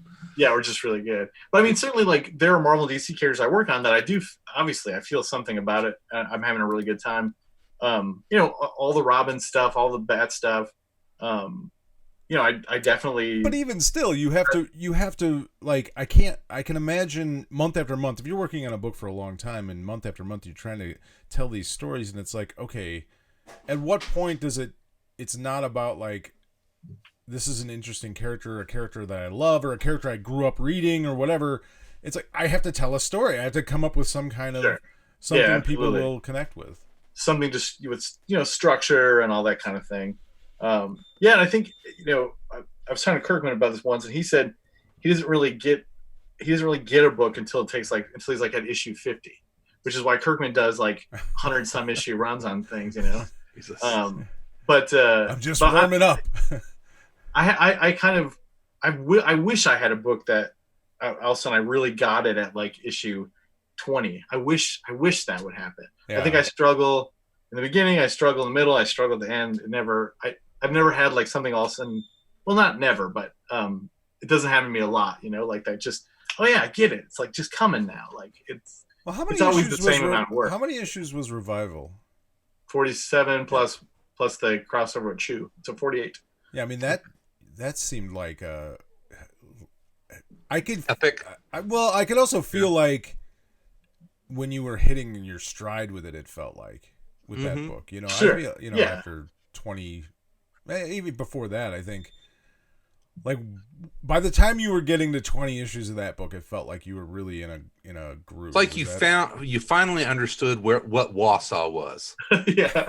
Well, I always think that's the thing I've been thinking about lately too. Is you think about shows like Cheers or something or Simpsons, where like they didn't even really figure out what they were until like 4 or 5 seasons in, right? Yeah. Like, Simpsons didn't realize it was about Homer until the 4th season, maybe, and Cheers, kind of struggled, and then they nailed it, and then and you don't get that much now, right? Most shows they don't survive long enough. No, they get 2 seasons. Oh my! Seinfeld would never exist in today's network TV environment. They would never give it as long to develop as they did then. Yeah, and I can see like maybe in streaming something might hit. Like, if you ever seen the show Schitt's Creek, it's an interesting case. Yeah. It was a show that grew. Yeah. It grew its audience over time. Rare Scenario got 6 seasons out of that. But that's coming out of CBC, right? And it's totally different. They're Canadian. They were too polite to cancel it, right? But it grows. But into it's a show. But it's also the way a show that show's used to. Yeah, and it's also a show that, like, when that show hit, I was like, what? And I had watched a couple of episodes, and I was like, I didn't really care about it. And then my daughter wanted to watch it, and so I started watching it again. And like a season in, you start to go, oh. This is about a fucked up family that is trying to find themselves, and I get it. And then, but it took us, it took a good half a season, 3/4 of a season for me to really get attached to those characters, and then I fell in love with it. Right. Yeah. Well, one of the birthday gifts I got for Marta this year, because she that she can hear me. I got her a T-shirt that says "Into the wine, not the label." Nice. Which, one of the greatest scenes in any sitcom ever. Agreed. Yeah. But I think about that with comics too, because we were talking earlier about with Frank Miller, like he got some time to figure out Daredevil. Yeah. And that doesn't happen that much. You usually get 4 or 5 issues, and then if it doesn't nail it, doesn't hit big numbers, you're off. So just this, Peter David on the Hulk. Yeah, it took him for a long time to figure that out. When he figured it out, it was because he tried all the things that he wasn't interested in. Then he found the Smart Hulk thing and put him with the Pantheon, and all great stuff happened out of that. And it's really hard to get that now. So that's one of the things that I was talking to Vault about with Money Shot is like, they're like, we want to, get you into a groove. And I can't believe I'm writing issue 9 because I never write 9th issue of something anymore. Right? It just never happens. It's always like, I'm doing the 6th issue, and I'm like, well, see you later. That was a bunch of work, 6 weeks of work, and now I'm moving on to something else. What are the guys and girls at Vault like? Because they seem like they're putting out a lot of interesting books and looking to take chances with some stuff. And I don't know much about the company. Can you tell us anything about? No, it's a very interesting company. It is 2 brothers, the Wassel brothers, Damien and Adrian. They pretty much are do most of the function. Damien is the publisher. Adrian is the main editor. Tim Daniel, who is a designer and comic book writer and artist, he's their sort of editor and production guy. And then they have like a couple other people, and it's very small, and that's pretty much it. They're based out of Missoula, Montana, and they have an office out there. they sort of come from the book publishing side of things. I think that's their big influence. You'll even notice like their monthlies have a summary on the back cover, sort of like a novel does. So they treat it like books. They have good relationships with some fantasy authors like Brandon Sanderson and some of those big type dudes. Tell that asshole to finish that next fucking book. Whoa! As I understand it, he's working on it. Yeah. 8 goddamn years. I'm not familiar with the work, but I know that he's a big deal for them doing some comic stuff. But yeah, they started their finish first the stone door. God damn it! I'll tell Volt right. to get on it. Next time you're at the retreat for Vault Comics, can you? Yeah. But and Vault kind of started small and slow. They did this Viking comic, and I always fuck up the name. I don't know why I do it, but they did. It's Heathen. It's called. I never remember. It's really good, but it's about it's a lesbian Viking story. Really well done. Really interesting. Really well drawn. That kind of put them on the map. And then they work with. It tends to be sort of new talent, but some established, I guess. And they just do interesting stuff. And I think their approach is sort of like what Vertigo was in the late 90s, early 2000s, which was everything Vertigo does. If you like what Vertigo does, you'll like everything they put out, right? Like that's kind of the tone. And that's kind of Vault's thing is like if you like one Vault book, you probably like all of them. They have a similar aesthetic. It's really Adrian and Damien's aesthetic, I think. And I really like working for them. I think so it sounds like they're publishing books that they like. Absolutely. Yeah. Yeah, and they have a really good long-term plan. I think obviously I've worked for small companies before and I worked at a small company before. And I know how important it is to sort of have a vision and and also a plan for when shit goes bad. And these guys, when the pandemic stuff happened, they had a pretty easy pivot to soliciting to distributing their stuff. And, they do a lot of stuff outside the comic industry. So they were able to sell through bookstores and stuff. We still are working. We're not on pencils down. So I'm still writing my Vampire the Masquerade book and I'm still writing Money Shot. Really? So God, Vampire the Masquerade is still around? Well, it's back. It's back. Right. It's back. With the it never really went away, but it's been recently sort of there was a new video game and a new RPG and stuff. So we're doing a comic for that. I still go back and watch that old TV show every once in a while. Was it Kindred, the Embraced? Yeah. That's part of the whole mythos, right? Yeah. And they have a current sort of web based show. So the fans are still out there, man. Now, did that show? I don't even know if you know or not. Did that show get canceled, and then the kind of lead actor died in a motorcycle accident, or did he die in a motorcycle accident? And they're like, "Yeah, fuck it, show's canceled." Shit, I don't know. I don't know anything about that show. There's an era of TV of which I saw nothing. Yeah.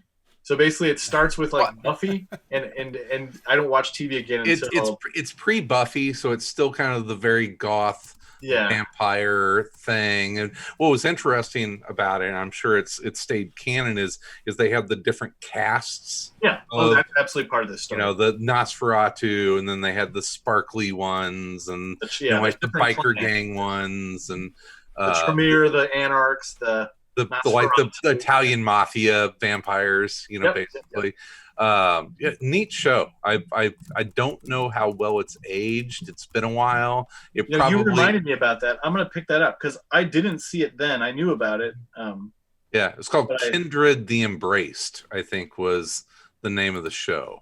Well, that's awesome. I'm on issue 4 of the comic, so I won't have any influence, and now I can watch it, and it won't be a big deal. Mm-hmm. So. Yeah, at the time it was really good. It probably watches very much like a late 80s, early 90s. Yeah. What would have been UPN? Was UPN even still around, or were they around yet? It was a Fox show. Was it a Fox show? Yeah. I have to look it up because I'm just not.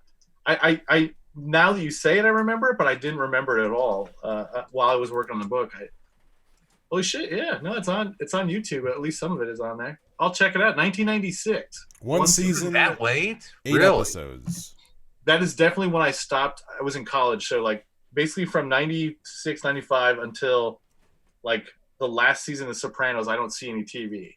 And then so I've been catching up now because I missed everything. I think Breaking Bad is when I came back to TV. So okay, but I'll have to check it out. Speaking of there'll be some actors on there that you'll recognize. There'll be great. Can we move on from the Kindred the Embrace talk, please? Fuck, Jesus Christ.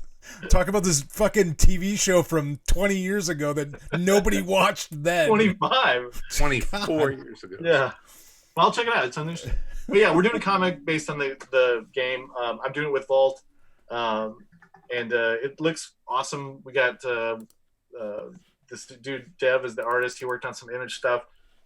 It's going to be good. I'm pretty happy with it. So, have you played the game? Have you I don't even understand the game, quite honestly. I've never. It's like D&D, but like with vampires more running around. I mean, there's a what do you call it? A live action, a LARPing version, I think. Okay. I've never played it. I had this. Of course, there is. I had the source books though. I bought them because they had this awesome Tim Bradstreet illustrations. Oh, nice. So I read them. I didn't have anybody to play with. We only played D&D and Shadowrun and Marvel. So in LARPing, do people stop to roll dice? I don't know, but the story I always tell, and this is true, when I was in college in 1997, I had a job at the school union Burger King, and so because I needed a job because I didn't have any money, so but every Sunday night I would work at Burger King. That was my shift, and the Burger King was some kind of stopover. It was a club in the LARPing game club, and but like it was a dance club, like it was like a place where the vampires would come to get information. So they would and sometimes they would tell you like, hey, just so you know, we're going to be in here, or if you see this character person, you know, with a staff or whatever, or stakes or whatever, they had to use like plastic stakes and stuff. But anyway, the story I always tell was it was all dudes except this one girl. She was an exchange student and she was Russian, and she was dumb gorgeous. She was drop dead fucking gorgeous, you know. And she would always wear, her character's clothes was this long red dress, like this, you know, short cut, long cut up the thigh dress. And so, you know, I'd be sitting there making fucking Whoppers, and then I'd look up and there'd be this vision of this girl, and then all these dudes just falling all over her. Oh, right? sure. It's just amazing to watch.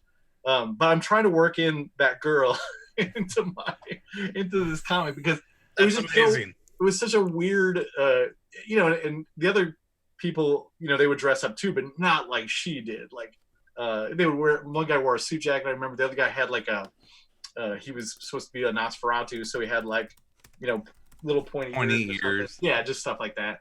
But they didn't like go all out. But she just every Sunday night, that was my thing to look forward to at the end of my Burger King shift.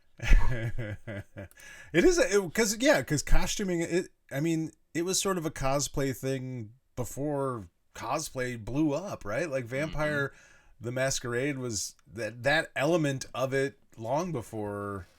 I mean, it was sort of like that, and you had Ren fairs, and that was really the only costuming outside of Halloween. The non-Halloween costume, yeah. I mean, yeah, especially in the Midwest. I mean, as I understand it, you know, the California kids were dressing up long before we were because it was okay in California.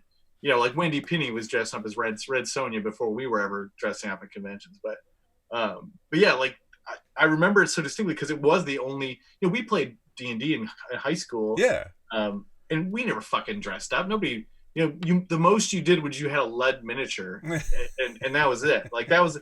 You know, yeah, and you didn't get out of your chair even unless you were like going for a Mountain Dew and Cheetos. Like you didn't. But I had a leather bag for my dice. That was as close to a costume as I had. Exactly. Yeah. We had a Crown Royale bags because they looked like spell pouches. But like that was foreign to me. But I did have the books. So when when we were talking about doing the comic, I knew everything about it because I love the source books, but I didn't. and I think I've read some of the novels too. I would read the Shadowrun novel, all the the Drizzt books, any role playing game novel I was into, a Dragonlance and Vampire and Shadowrun stuff. But yeah, I never played the game. I've never played. Teeny Howard is working on the book with me. Did we announce this? Yeah, I think that's okay to talk about. We're live streaming. It's out there now. Yeah, it's okay. We did announce it. It's okay. There's only 4 people watching. Okay, well, shit. But she and her husband were super big into it, so they knew a bunch of shit, and they explained things that I didn't know. I'd probably get into it if I ever, had the opportunity, but it's never. Although I always think about like at one point in my life, I was at a large business party, and they had one of those murder mystery companies came for the party, and they were doing and they like picked me to be one of the characters, and all they gave me was like the name of the character. I was supposed to be like a mayor of the town, and I suspected one person was the murderer. That's all they gave me to work with, and I'm the worst actor I think ever. Like, I was so terrible. I could not come up with like anything to do other than sort of blurt out who I thought was the killer. That's like, that was the end of my character development. So I don't think I could do it anyway. Even if I tried, I don't think I could get into the whole. I bet you could. I'd be Next really time bad. I see you guys. I have all the games. I have all the books for the new game, so we could do it.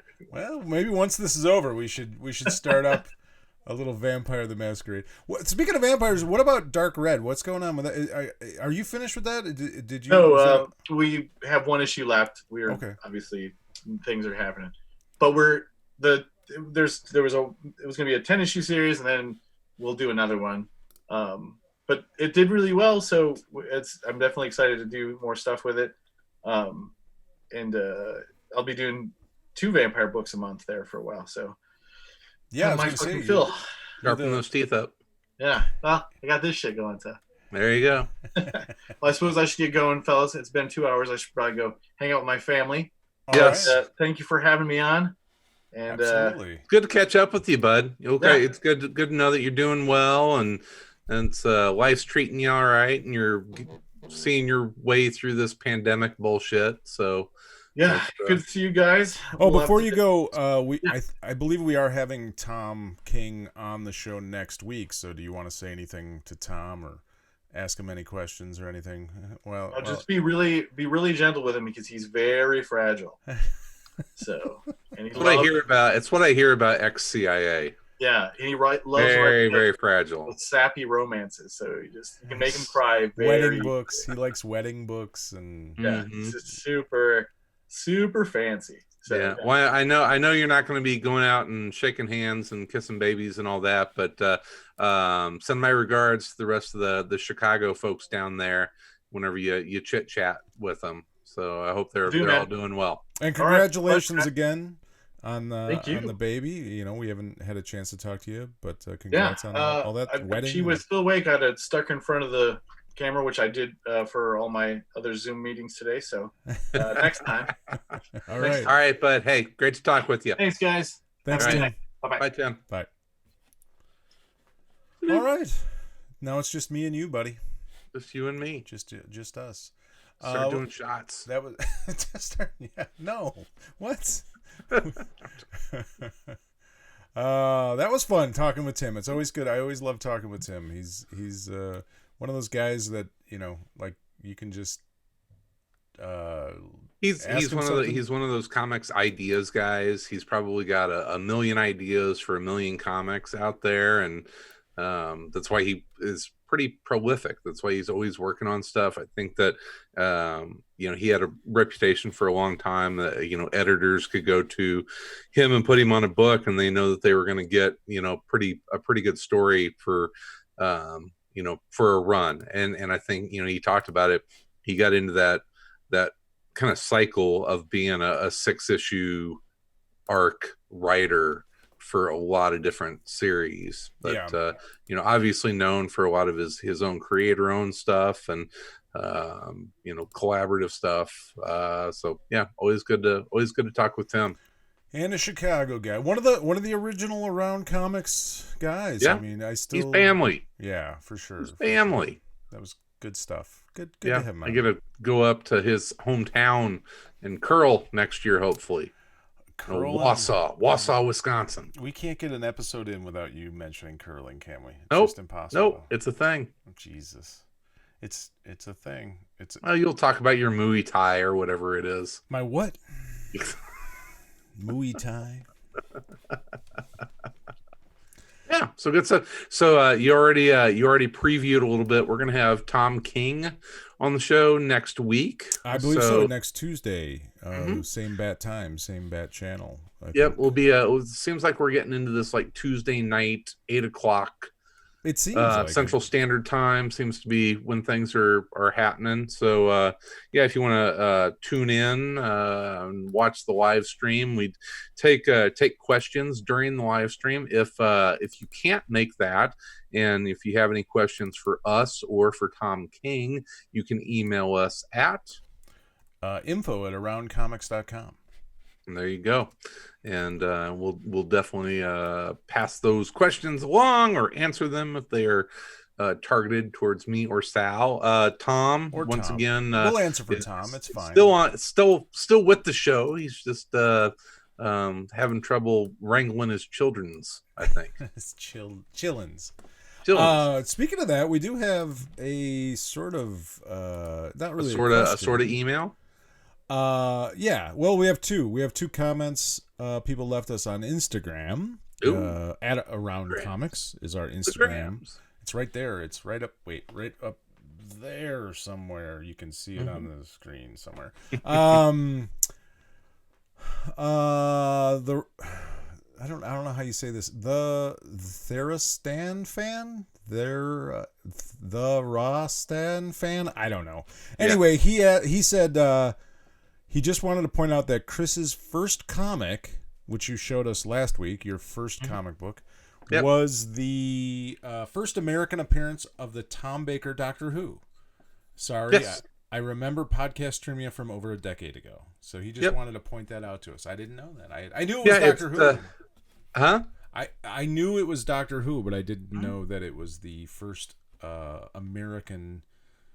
Yeah, Marvel. What is it? Marvel Premiere 56. It's a Walt Simonson cover, but the interior is all reprint. It's a reprint from the UK Doctor Who series, and I obviously didn't know it at the time.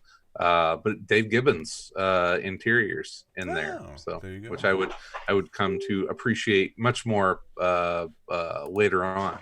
But yeah, that was the first American appearance of the Doctor. I've never been a Doctor Who fan. I've never, but it's funny that I've had two friends in my life that have been both comic book fans. People that I've spent a time with talking comics. One of my earliest friends in my life, a grade school friend, a guy by the name of Robert, he was a comic book fan and also a huge Doctor Who fan. And then you're a comic book fan. So it's kind of funny. I've like two of my close comic book friends are also Doctor Who fans, and I've never.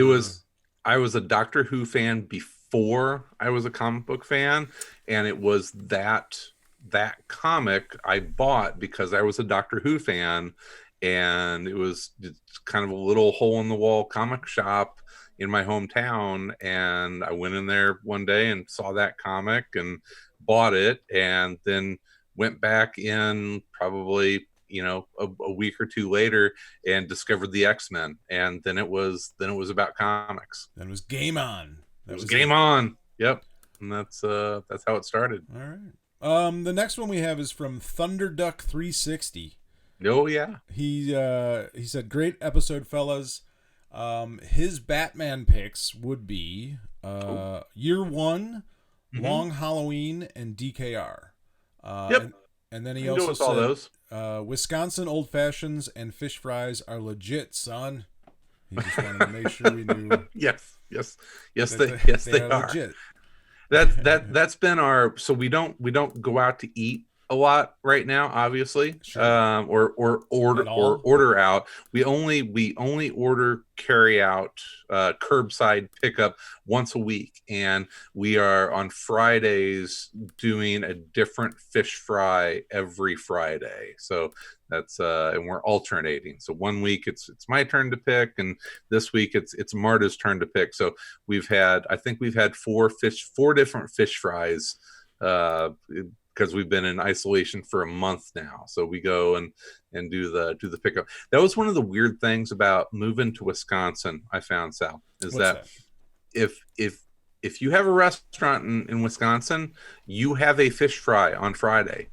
Okay. Regardless of what your restaurant is. Are there a lot of Catholics in Wisconsin?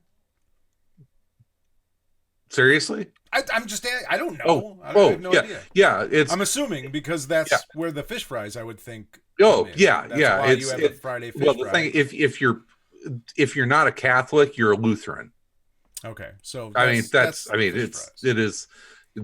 we went to an Admirals hockey game. That's basically their AAA hockey team there. It's the Nashville Predators feeder team, and it was Martin Luther bobblehead night. Martin, really? Yeah, wow. I shit you not. I will never live in Wisconsin. I'll tell you that much. It is yes, they're more. Oh gosh, I mean, Marquette is a big Catholic school, and Chicago, huge Catholic population there. Yeah, well, but pepper and eggs on Fridays, the pepper and egg sandwiches, because Lent. It's the same kind of thing. That's that's just what popped in my head. I'm like, why do they have fish fries on Fridays? Well, yeah, okay, they got a lot of Catholics, and it's hilarious. It's every restaurant you go into, a Chinese restaurant, they have fish fry on Fridays. Got to do it. Got to have it. You got to. It's great. Now, what about the fish boils? That's a northern Wisconsin thing. That's more like Door County. I've been to a couple of those. I've been I've been to a couple in Door County, actually. Yeah. Yep. It's a Door County thing. Yeah. Northern, you get up there in the North Woods. The North Woods. It's up there. This is up there. Yeah, we like it. Life behind the cheddar curtain ain't all that bad. If it wasn't for the Packers, it would be great. Yeah. Well, Well, hopefully you've moved up there at the right time. I mean, what are the odds they draft another Hall of Fame quarterback after Rodgers? Maybe they'll start actually sucking again like they used to when I was a kid. Yeah, and then you get to live through that. Hope. That would be fun. Like, if you got to live through that as a Bears fan. The Packers sucking. Yeah. We've got an actual digital NFL draft coming up. No, I didn't. Digital. What do you mean?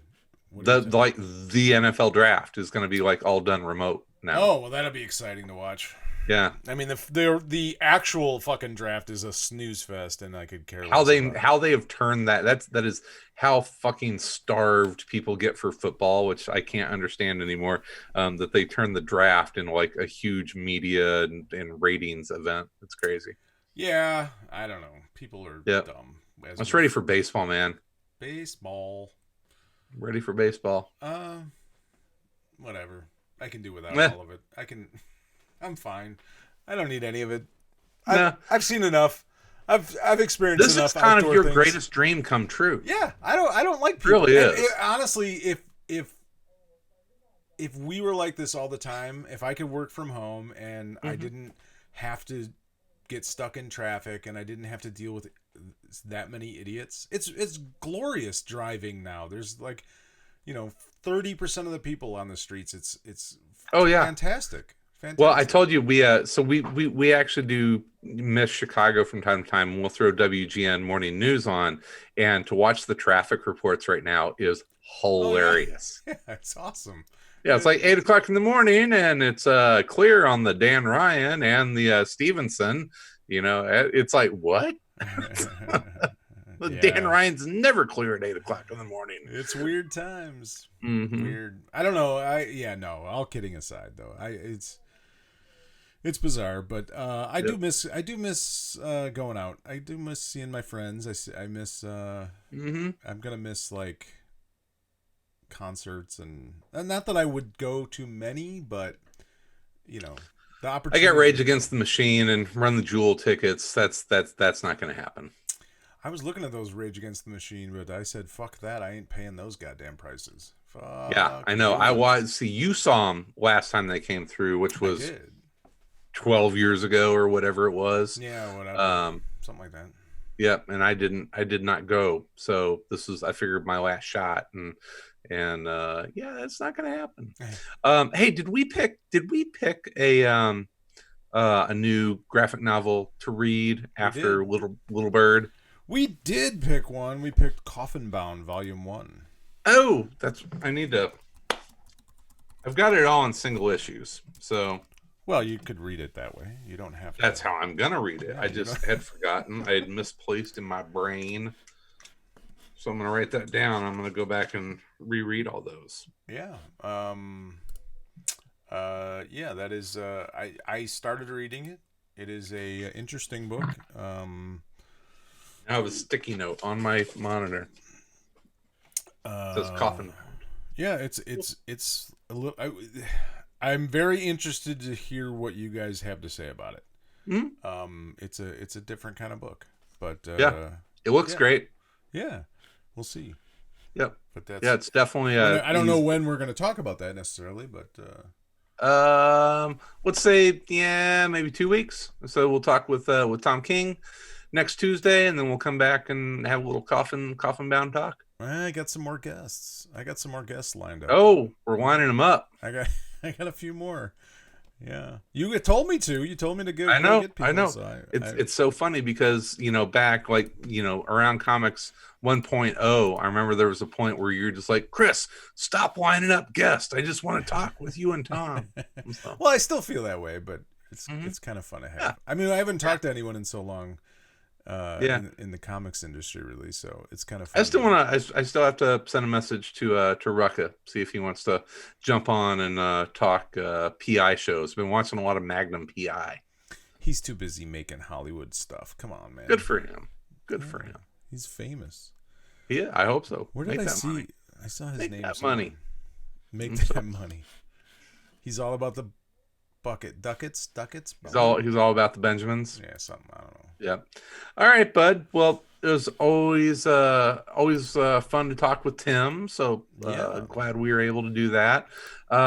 So Tuesday is next Tuesday? Is that our next one? We're gonna hop in between now and then. We can do something before then if you would like. We can maybe. I was thinking like Tuesday, if we do like Tuesday, Thursdays. Maybe Thursday we can hop on for a little shorty. Okay. I've been actually reading some comics, so nice. Yeah, and there's lots of like comic book news to talk about if we want to discuss some stuff. I just got the history of the Marvel Universe from the Mark Waid, the Big Treasury Edition one. Oh, it's pretty dope. Yeah, those are cool, but you don't really read it. Well, like I mean, I guess I did when I was younger. I have studied it with a microscope. I'm reading the X-Men again. I'm reading the X books. Really? Yeah, like all of them I'm kind of paying attention to again. They're not all great, but the main X-Men book I really enjoy. Yeah, I still got to get through the whole House of X stuff. I'm trying to catch up on Batman stuff. So when we talk to Tom King. Did you guys talk to Tom King? Have we ever actually talked to Tom King before? I'm trying to remember if we ever actually had him on the show. I don't know if he was ever like a flagship guest on the show. He may have sat in. I would imagine like at a convention or something. So I mean, Tom was always around for a long time. I guess we'll have to ask him. Yep. Well, he was a listener of the show before he was a comic book writer. Like he was, we got to know him when he wrote. I remember him dropping his novel off to us at it would have been Wizard at the time. Yeah, that was when we first met him. And yeah. So Tom was working it. A Once Crowded Sky, right? Wasn't that? Huh? A Once Crowded Sky, isn't that the name? Yeah, is that the? I believe that was the name of it. So, yeah. So, I mean, he's been out there pushing his wares for a long time. He was not a overnight success. So, or I guess he's one of those, like a lot of comic book creators. He was an overnight success, 10 years in the making. Right. I think that's a lot of people. Yep. So that's next week. We'll talk to him next Tuesday. That'll be cool. Yes. And any questions you have for Tom King? And in the meantime, in between time, we'll be everywhere in and around comics. We're around again, around.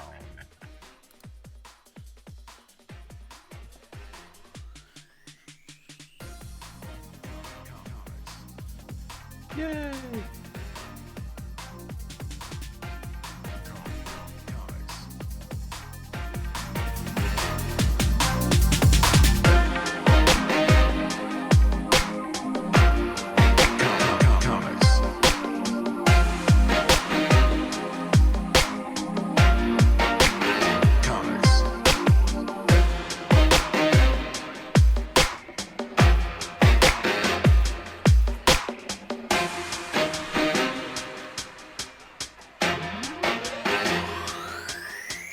Comics.